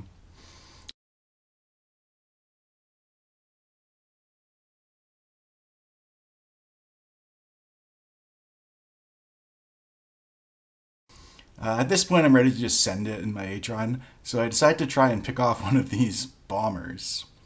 If they're using polarized torpedo launchers, which there's a fair chance of, given how dedicated to bashing this fleet looks to be, then they won't have any resists, and I think, off the top of my head, it'll be closer to 5 than 10 seconds to kill one with Heated Void. Unfortunately, well, I should be trying to go unnoticed and under the radar here. Instead, I'm joking around with them in local, piloting right up to them to check their distance from the Astor House instead of just estimating it in my head or whatever. Then I somehow mess up the maths anyway and warp in on them at range, clearly demonstrating that I'm about to try something. I've basically got the intention of everybody, and they're all itching to lock and kill me. When I do land where I want to-ish, I'm also not within void range of anything and probably should try and warp off again. All in all, it does not go well. Also, I should add that depending on your corporation or alliance, some leadership might take a dim view on providing entertainment to enemies that are attacking your stuff, instead of making it boring and tedious for them. Regardless, done with dual prop Atron now at least. Dual prop Condor time! Last of the T1 tackle frigs. We'll be comparing and contrasting the Condor primarily with the Slasher, because they both have 4 mid-slots, so we can run a web for ultimate control under Scram, along with our dual prop. The Condor certainly has the lowest on-paper max DPS of the ships we've looked at so far, but it's pretty close to the Slasher, and at a glance, the fact that it's running rockets should be extremely appealing to you. So unlike the Slasher, the Condor can apply rage rockets out to 8 kilometers, enabling it to scram kite a bit, but more importantly, we no longer need to worry about our own tracking. All we care about is the enemy ship's absolute speed, And we have a web to slow them down and apply our rage. So think about that for a second. Basically every single fight so far, I've agonized over and discussed whether to orbit or not, and how to orbit, afterburner, no afterburner, heated afterburner. The general idea being we hurt our own tracking a bit, but hurt the enemy tracking a lot, or hurt both equally, but we have active tank, or, just all those considerations, right? With rockets, we simply always want to orbit, AB on, heating when possible, just going as fast as we can go. Now, there still are some more subtle considerations. So against other launchers, you want to be moving as fast as you can, like in effect a high orbit, so that you aren't turning, you're just moving quickly, absolute speed. And against blasters, you would still want to orbit at scram range to kite them, whereas for longer range weapons, you would orbit as tight as you can to maximize your angular velocity, but it's still straightforward. It's just always be orbiting. It's never a trade-off, and no decision is ever going to hurt your own application. Now, this sounds too good to be true. It is. The game is still balanced because the Condor is completely kinetic locked. So you'll see I have Scourge Rage in here at the moment. Technically, you aren't prevented from shooting other damage types like you are with lasers or hybrids.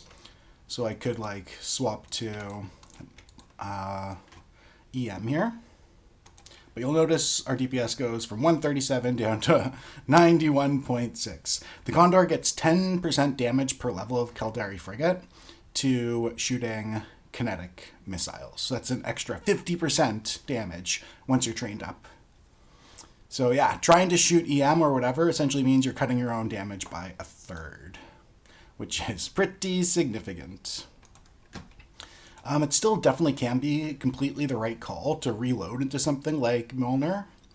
A typical Harpy, for example, will have around 4,000 EHP against EM and 8,000 EHP against kinetic. So that completely dominates the Condor's damage bonus. Personally, though, I just bring Scourge and then don't bother with T2 Caldari Shield or T2 Galente armor ships. Bringing the full spectrum of ammo and giving it a shot for those T2 ships with your less than 100 DPS is fine too. In fact, a bunch of the turret fights you've seen, I probably end up doing less than 100 DPS when I'm orbiting and ruining my own application. So maybe I should rethink that and bring other types of damage for the Condor. Also, speaking of balance, if you want rocket damage of all damage types, then the answer is the Kestrel, as we talked about before. But as a whole, the Kestrel is just sort of generally 25% slower, 25% less maneuverable, 25% easier to hit. Sort of important traits, but those that are difficult to directly convert into quantifiably influencing outcomes on the battlefield. They're more just sort of a large looming undercurrent of a factor. So yeah, let's take a look at some Condor fights, eh? First up, I need to redeem myself for the failed Atron bomber gank. So I see this probable multi-boxer has undocked their bomber wing and then failed to stop or regroup their ships while waiting for whatever, so they've drifted off tether. I'm aligned towards them, but want to wait for them to get as far from the ships that are hanging out on the Keepstar as possible. Of course, if I wait too long, though, I might miss my chance if the guy wakes up or notices. They do start reapproaching tether, which means the player is on the ball about this, and in I go.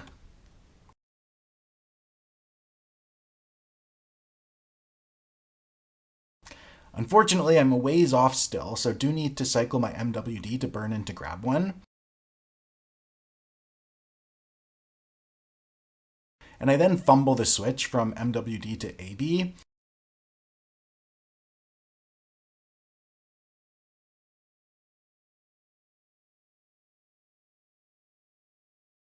And don't notice that my afterburner isn't running. I align out while waiting for the last volley or two to land, but then get alphaed off by a pair of flycatchers. What's really frustrating is that the flycatchers were both shooting Fury missiles, which would have applied extremely poorly if my heated AB had been on like I thought it was. And as I just mentioned, having the afterburner on wouldn't have hurt my own damage and chance to kill the bomber at all. Indeed, it would have helped simply keep me alive longer to better ensure the kill. I did get lucky and the bomber was polarized, hence I had the DPS to pop it quickly enough in the first place, I suppose. And yeah, that's a 200 million-ish kill. Although I guess they can loot a couple of the polarized launchers that dropped. Still, if you're one of those people who want their Z kill to be IS positive, that would free up room to lose, 40 of these condors? I don't think there's any real point or benefit to watching me pick off a bunch more overconfident tackle interceptors, so here's some sped up footage of typical examples of that while I chat about some overall numbers. Over the course of a week or two of flying the ships featured in this video, I've lost a total of 17 of them, at an average of 5 million ISK each or so, which roughly totals 85 million. I've killed 23, with a total value of just under 1.2 billion. So that's roughly, 13 or 100% efficiency. Keep in mind, though, that half my losses were at the end of sessions when I suicided into Ratters or a Sino on a Keep Star or an entire bomber fleet or similar. And most of the rest were getting caught by a gang after pulling off a kill. In fact, there were only 3 fights that I would consider an actual loss. The Blarpy you saw, which was only a semi-loss in that I couldn't kill it before their friend arrived, and 2 more that are still to come and you'll get to see soon. I also need to stress that if you don't have experience roaming Nullsec, things like picking off tacticals, playing gate games, etc., then you should expect a lot of straight-up losses while learning that aspect of Eve. Also, all of those quote-unquote successful fights where I get the kill the same instant I die would probably turn into close failures if you don't have pretty close to max skills, right? If it's coming down to a single tick. Not having to fly home, though, is always a win, and the only way to get better at all of this is to go out and try it. Or I guess also training up the skills, which is just time. Or ISK via injectors. Don't inject, bad idea. Learn the game and learn the skills, the piloting skills, as you learn the skill point skills. Here are a couple kills I got in the Condor where my recording failed when I ran out of disk space. I actually lost a bunch of footage over several days since my NVIDIA capture was just silently cutting off and saving the replay from the start of the session for some reason. Okay. Anywho, the Svipul was seemingly AFK off a gate. I thought it was bait, but then it didn't wake up until almost half shields. And of course I was well under the artillery it started firing when it realized it couldn't slow boat back to the gate in time. I include it just so that you can take comfort that you're not alone when you forget to fit your rigs and have them in the cargo. The Crusader was really interesting because I had no idea going in whether I was better off orbiting at 8 kilometers and forcing them to use Scorch, which doesn't have that tracking bonus and is lower damage, or orbiting as tight as I could for a higher angular velocity, but then allowing them to use multi-frequency, which does have the better tracking. I ended up choosing the high orbit, and it was actually a pretty close fight, probably mostly thanks to them sticking with the short-range non-tracking con flag and being pure gank fit. But afterwards I checked PYFA's graphs and determined that orbiting tight in is a better strategy in this case. So we both learned something today. Okay, folks, here it is. Gird your loins. The event we've all been waiting for is happening. Your faith in humanity will be restored. For the first time, we have an engagement that will feature a fleet interceptor, drumroll please, flying like a fleet interceptor. Given what you've been witness to insofar, you might be surprised to learn that light tackle fleet interceptors are not supposed to burn directly up to their target and then die to them. I know, shocking, right? Their job is to hold point on targets so that they can't warp away, and regularly swoop in as needed to temporarily deliver a quick cycle of scram to shut off their MWD, or micro jump drive, or micro jump field generator, while coasting back out to relative safety at point range. To allow for this, fleet interceptors, that is the Malediction, Stiletto, Eris, and The Kaldari one, the Crow, have a bonus to point and scram range. While holding point, they only need to remain within around 30 kilometers rather than 24 kilometers. And with a heated scram out to 12 kilometers or so, they can manually pilot such that they remain outside of their opponent's normal scram range while doing these drive-bys. It's also possible against certain targets to obtain a 11 to 13 kilometer orbit where they can maintain scram or heated scram on a target without being at risk of being scrammed themselves. That isn't the case in this fight, of course, because I have an afterburner that a scram can't shut off, plus a web that heated can reach out to around that 13 kilometers long-range scram that they have. Now, I will say that this Scepter pilot doesn't exactly accomplish this goal. However, I also completely mess things up. I guess mainly I never regularly fly a ship with a web, so I completely forget about it as an option. And also, actually, you know what? Let's just watch. So the Scepter is staring at me sitting on the gate because there's nothing they can do alone. They need to wait for friends, and they need to catch me off the gate, else I'll just jump away. I indulge them by burning over to this wreck, pretending I'm just some new player looking for loot. Just as they don't want to engage on the gate unless they have friends on both sides, I don't want to engage on the gate, but rather around 100 kilometers off of it. If I turned on them immediately as they came in, they could just jump through the gate. And being 100 kilometers off means anyone who jumps in can't warp directly to us, and hopefully we're out of weapons range. Spoiler alert. I'll have a bit of time to kill them and then warp off, is the plan. To kill them, though, I have to catch them, and until they have assistance on grid, their plan is to just hold me with point and not get close. Notice how they're keeping their distance here? To catch them, I need to pull off what's known as a slingshot maneuver. In short, I burn in a straight line, wait for them to be coming towards me on their orbit of me.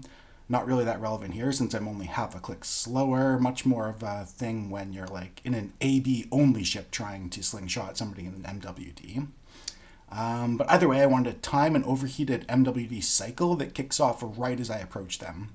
If they're using keep at range or orbit, then it won't notice my change in velocity, and it'll only react to our change in relative position to each other too late. And then I snag them with tackle and burn them down. If they're using manual piloting, like a pro, then they can avoid it though. So my first attempt, I'm reacting to them turning in on me, and this means I haven't timed the MWD cycle for heating. My first attempt doesn't work. I might have gotten a heated web on them if I'd remembered I had one. If you don't get it right away, then there's no point in continuing to approach and urging your ship to go faster. I do slip out of their point range, but I'm eager to try again, and it's more favorable now because they're burning right at me to get back into point range. This time I absolutely nail it, and they pass within a few kilometers, but somehow the scram doesn't land. So these sort of high-speed dogfights, and why I don't recommend point kiting for newbies, actually require a feel for timing things with some real, actual lag of the positions of things on grid, and especially numbers on the overview. So I hit my scram too late instead of anticipating it properly. I tried to scram them when the overview showed they were 3 kilometers away, but by then they were actually already out 15 kilometers on the other side. I had to try and scram them when they were 15 kilometers away, and then it would have picked up by the time everything had been processed that they were in range when my scram was attempted. Or I just missed the button or something. Again, though, they are well within web range here, even though I'm just burning at them with overheated prop.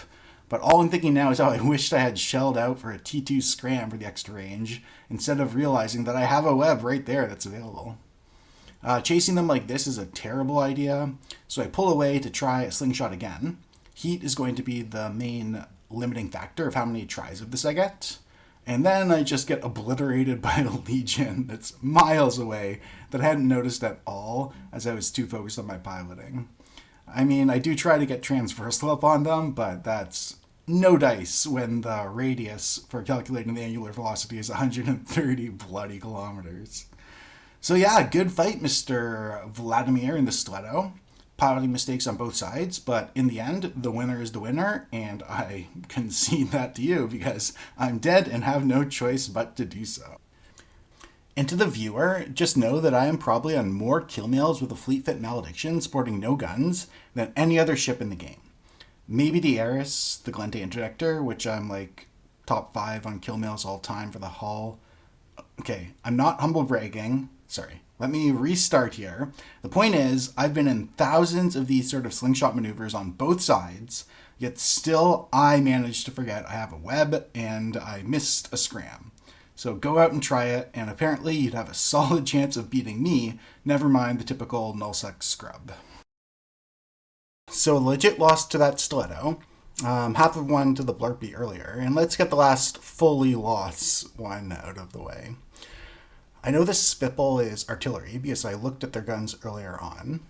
I'm also in low shields, which, while I'm technically active armor tanked, shields still represent a third of my buffer, right?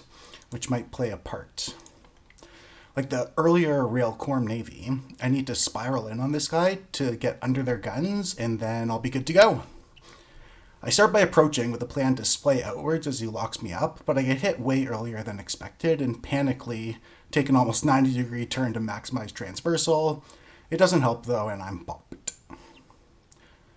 At first I just assumed my instincts were too used to the T2 ships I fly that have MWD Sig Bloom penalty reduction bonuses. However, while I can't be sure how this bill was fed because I didn't kill him, the same pilot lost one a couple weeks earlier that looked like this.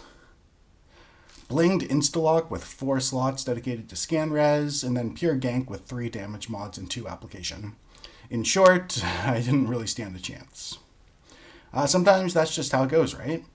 And if they had been alt-tabbed to check the football score or whatever, and then been late to react but still engaged me, it could still have been a kill if I'd established a tight AB orbit.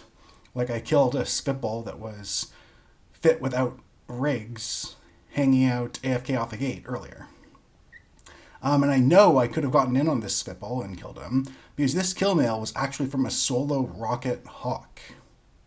That's basically a T2 version of the Condor I'm flying that critically has something called an assault damage control that bumps your resists up to 99% across the board, basically making you invulnerable for 5 or 10 seconds or whatever. So yeah, that allows you to get in close and come with your Rage Scourge rockets after you've established that low orbit where they can't track you, and it's not about total damage here, he's untanked, so you kill him pretty quick regardless. Speaking of giving it a shot though, here's a Bifrost I'm quite confident is baiting, as I've seen them active very recently, and I know there are some things on the other side of the gate.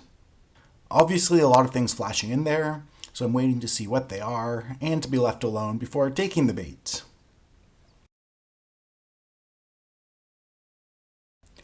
I've complained about kinetic damage being not a great thing to be locked into before, but it is actually the best damage type to shoot against T2 Minmatar resist profiles. It's not a hole per se, but just slightly lower throughout their mostly even resists.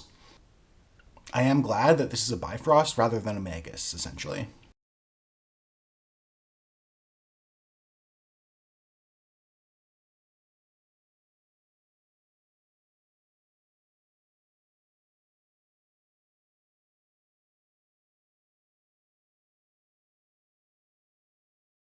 Everybody seems to mostly be clearing out off to Massentosis or whatever those drakes are up to.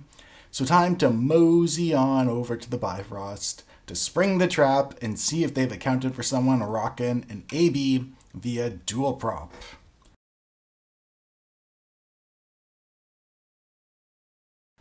Preheating guns is very questionable here. If the Bifrost is super buffy shield tanky, I want to save the heat for when it's closer to peak shield regen and break them.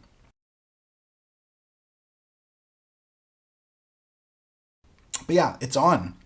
For the briefest of moments, I think maybe they actually are AFK. But no, they are certainly bait as I'm scrammed, and we see a gate flash. Afterburner up because I'm cap stable even with it on, and it doesn't hurt me at all, right? Somewhat humorously, it looks like the Bifrost links, that's the old school term for command bursts, go off before the Cynabal breaks gate cloak. I overheat my AB to better avoid the Cynabal's damage. If anybody webs me, I'm going to be in trouble, or if the Cynabal has autocannons, then I'll be pushed off. He's sporting 720s though, so I should be fine as long as he doesn't get a wrecking shot and nobody else joins the party. A flight of lights come out, warriors, and I make the decision that I can kill the Bifrost before the warriors kill me. Trying to defang is also wasting time, giving the Cynabal a chance to pull range and get better tracking for his artillery, plus others time to jump in. Let my tank deal with the drones while I go for the kill. I'm not thinking a heated AB helps that much with Tech 2 Warrior application, but if you look at the damage notifications, they are missing, and it might just be a misconception on my part from fighting Ishtars, which have tons of drone application bonuses most of the time. Right now I'm more worried about making sure my guns don't burn out. I start bleeding hull, but it's deceptive because I heal most of my armor every Ansel charge, right? Super active tanked with no buffer. With the kill obtained, I now need to get out from under the Cynabal's point. I could try and spiral out under AB or maybe MWD, but the drones will be hitting me throughout that maneuver and I probably don't have time. I just align to a Celestial and hope I can handle a hit or two of the artillery. I miss heat on the first MW cycle though, which sucks.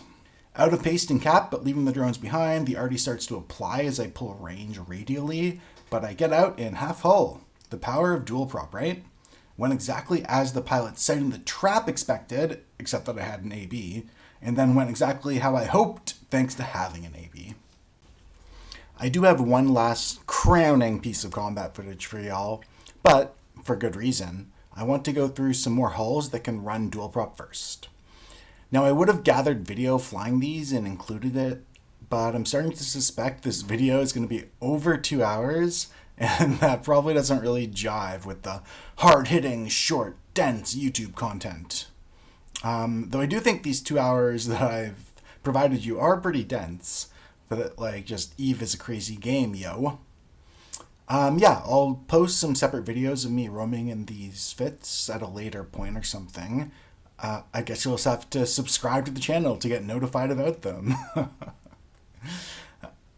Alright, so the Kestrel I mentioned is a slower, more cumbersome version of the Condor that has more tank, more damage, and of course damage selection. Most of the Condor fights I've been in, I'd rather have had the Kestrel, honestly, but maybe I would have died to gate camps I had escaped in the Condor in the Kestrel. Who knows, it's an option. I'll do a video on it. The other two here are simply better, more expensive versions of the Slasher. The Firetail has a better tracking bonus, better damage, better tank, and an extra low. The Dramiel is even more damage and faster than the Firetail, though its tracking is a tiny bit lower, the same as the Slasher. The Firetail is actually pretty cheap, around 10 to 15 million or so for a fully fitted ship. Second quarter 2025 numbers. And it's generally underestimated. The Dramiel, not so much on either of those accounts. Again though, if you take out a Firetail, even though it's not as respected as it should be, I doubt 9 out of 10 interceptors will casually ram you the way they would in a Slasher, right? I mean, if I'd flown the Firetail throughout this video, think like half as many easy kills, 3 times the expense per ship, and the only time it would have really changed the outcome was that Blarpy, I guess. Maybe I would have gotten out safely on like that earlier Cormorant Navy kill where I split the group of 4 into 1 and 3. But then again, would that single isolated one have even engaged with a Firetail, since it's less engageable than the Slasher, right? The Comet I need to go over because it does 400 DPS with Void and can be flown by an Alpha, albeit probably not quite at that damage level with Alpha skills. It also does require training up drones, so that's a large time investment if you're making an Alpha ult to try this sort of dual prop T1 free content out or whatever. Still, 400 DPS is nothing to scoff at, being double to triple to quadruple what I've had available in these other T1 hulls. Just be aware, once again, that you'll need to spend a lot more time trying to catch targets instead of them thoughtlessly coming right at you. But being able to snag a quick kill and get off, well, that sort of playstyle is my jam. Finally, we have the Tyrannus, which is the king of dual prop frigates, and the last piece of combat footage will be me fighting one in a Condor. The Tyrannus was already top tier running dual prop years ago for all the reasons I've mentioned so far about why dual prop rocks. But when the interceptor changes hit a couple of years back, and they got a frickin' 100% bonus to speed when overheating their prop, yeah, flying a Tyrannus without dual prop now is a travesty. I mean, accepting scepter fleets where the Tyrannuses and Raptors are responsible for webbing, of course, but like choosing a web over AB when solo, it should basically be criminal. The Tyrannus is not the quickest ship, but with a heated afterburner, it goes over 2 kilometers per second. This means it's faster under Scram than anything that doesn't have an AB and web. It's also got a tracking bonus, so basically you heat the AB to get into blaster range, and then spit close to 400 DPS with Void or Antimatter in your drones. The fit here has a polycarbon to get sub 3 second align time, and a nullifier for ease of roaming, which you then offline during a fight. But relying on the heated MWD, getting you up to above 7 kilometers per second to run camps, and then fitting a NOS for staying power in your utility high is totally fine too. So I land on this regional gate, and a Tyrannus decloaks and starts reapproaching. I know that because I'm dual prop with a web, I'm going to have a range control over it, even if it is dual prop. But the Tyrannus majorly outclasses my Condor, and I still can't afford to just start the fight at 0. The first thing I'm thinking is that since it's probably got this insane afterburner, I want to swap from Rage to Faction Rockets so that I can apply properly. I'm basically ready to do so, and then we'll hope they aggress and show a web or not so that I can get fully set up on the other side and then jump back in, probably spawning 30 kilometers off them. However, I rapidly changed my mind when I semi-consciously realized that their damage is just going to push me off before I can kill them with Faction, so I might as well go in with Rage and just hope that they're poorly fit with the web. I get into the orbit I want and start firing, and once they red box back and I don't see a web, I know for sure they're dual prop, which doesn't bode very well.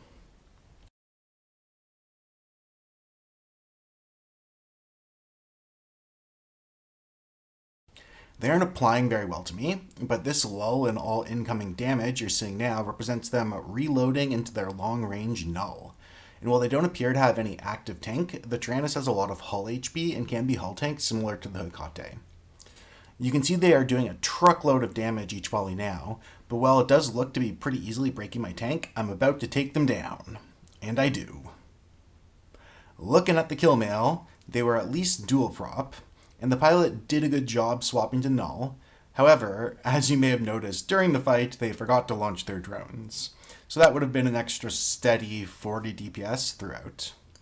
It's also a bit weird not to go for a T2 damage rig. I mean, that's just more damage and less power grid than using 2 T1. The extra rig slot can then also be used for something or other.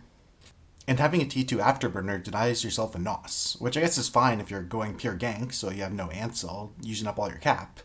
But I think if you go compact AB and that T2 damage rig, you don't even need the power core. Or maybe you need a T2 current router for that. I'm not sure.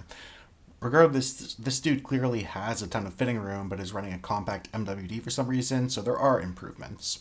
Or I guess they could be really new and not have the best fitting skills yet, which is totally fine. Anywho, it's quite nice to bookend a video on dual prop by killing a dual prop Comet to start things off and a dual prop Tyrannus to finish them. And that's basically all I've got for you today, friends. Yeah, pick one of these T1 hulls, buy a dozen, get them fitted, dual prop of course, and go out and lose them. Remember that every time you die, you're improving, even if it's just becoming acclimatized to dying. And you're gifting a smile to whoever it is that kills you, which can be your good deed for the day. One of the best ways to learn too is to record your fights and review them after. So get that up and running via your graphics card, OBS, or whatever. I'm not going to link copy-pastable fits because you should be able to make your own decisions when fitting your own chip, and everyone has different fitting skills. I personally do really value having a sub 3 second align time for warping off. So if you want the same and you have lower agility skills, evasive maneuvering, and spaceship command, keep that in mind when coming up with your fits. The Executioner definitely requires T2 guns for Scorch, and I can't really imagine flying the Condor without T2 rocket launchers for that rage damage. But the Atron and Slasher will do just fine with meta guns most of the time. Finally, as you may have noticed, and given my opponent selection, Tzophiyah is in the Alliance Pandemic Horde. I'm not going to shill for them here, though. I think you'll have fun in most groups in EVE, and just need to find a culture that's a good fit for you. People are just having fun or airing frustrations when they whine about their enemy never undocking or being the worst thing to ever happen to the game, and it happens on all sides in every direction. Well, actually, maybe 10% are having fun with it, and the rest are actually full of hate towards everyone else themselves in the game. But, I mean, that's just EVE. If you're in an NPC corp or like a dead player one, though, then definitely fix that and join in with the multiplayer aspect of this multiplayer game right quick, eh? If you're already in PanFam or end up joining, then feel free to say hi if you see me in Discord or on comms or in space or whatever. I do have a video on DScan that you might find useful if you aren't experienced with using it already. And yeah, subscribe if you want to see upcoming content featuring the dual prop Kestrel and Firetail. I probably won't actually do one on the Dramiel as it's a bit rich for my blood. Yeah, hope you got something from this.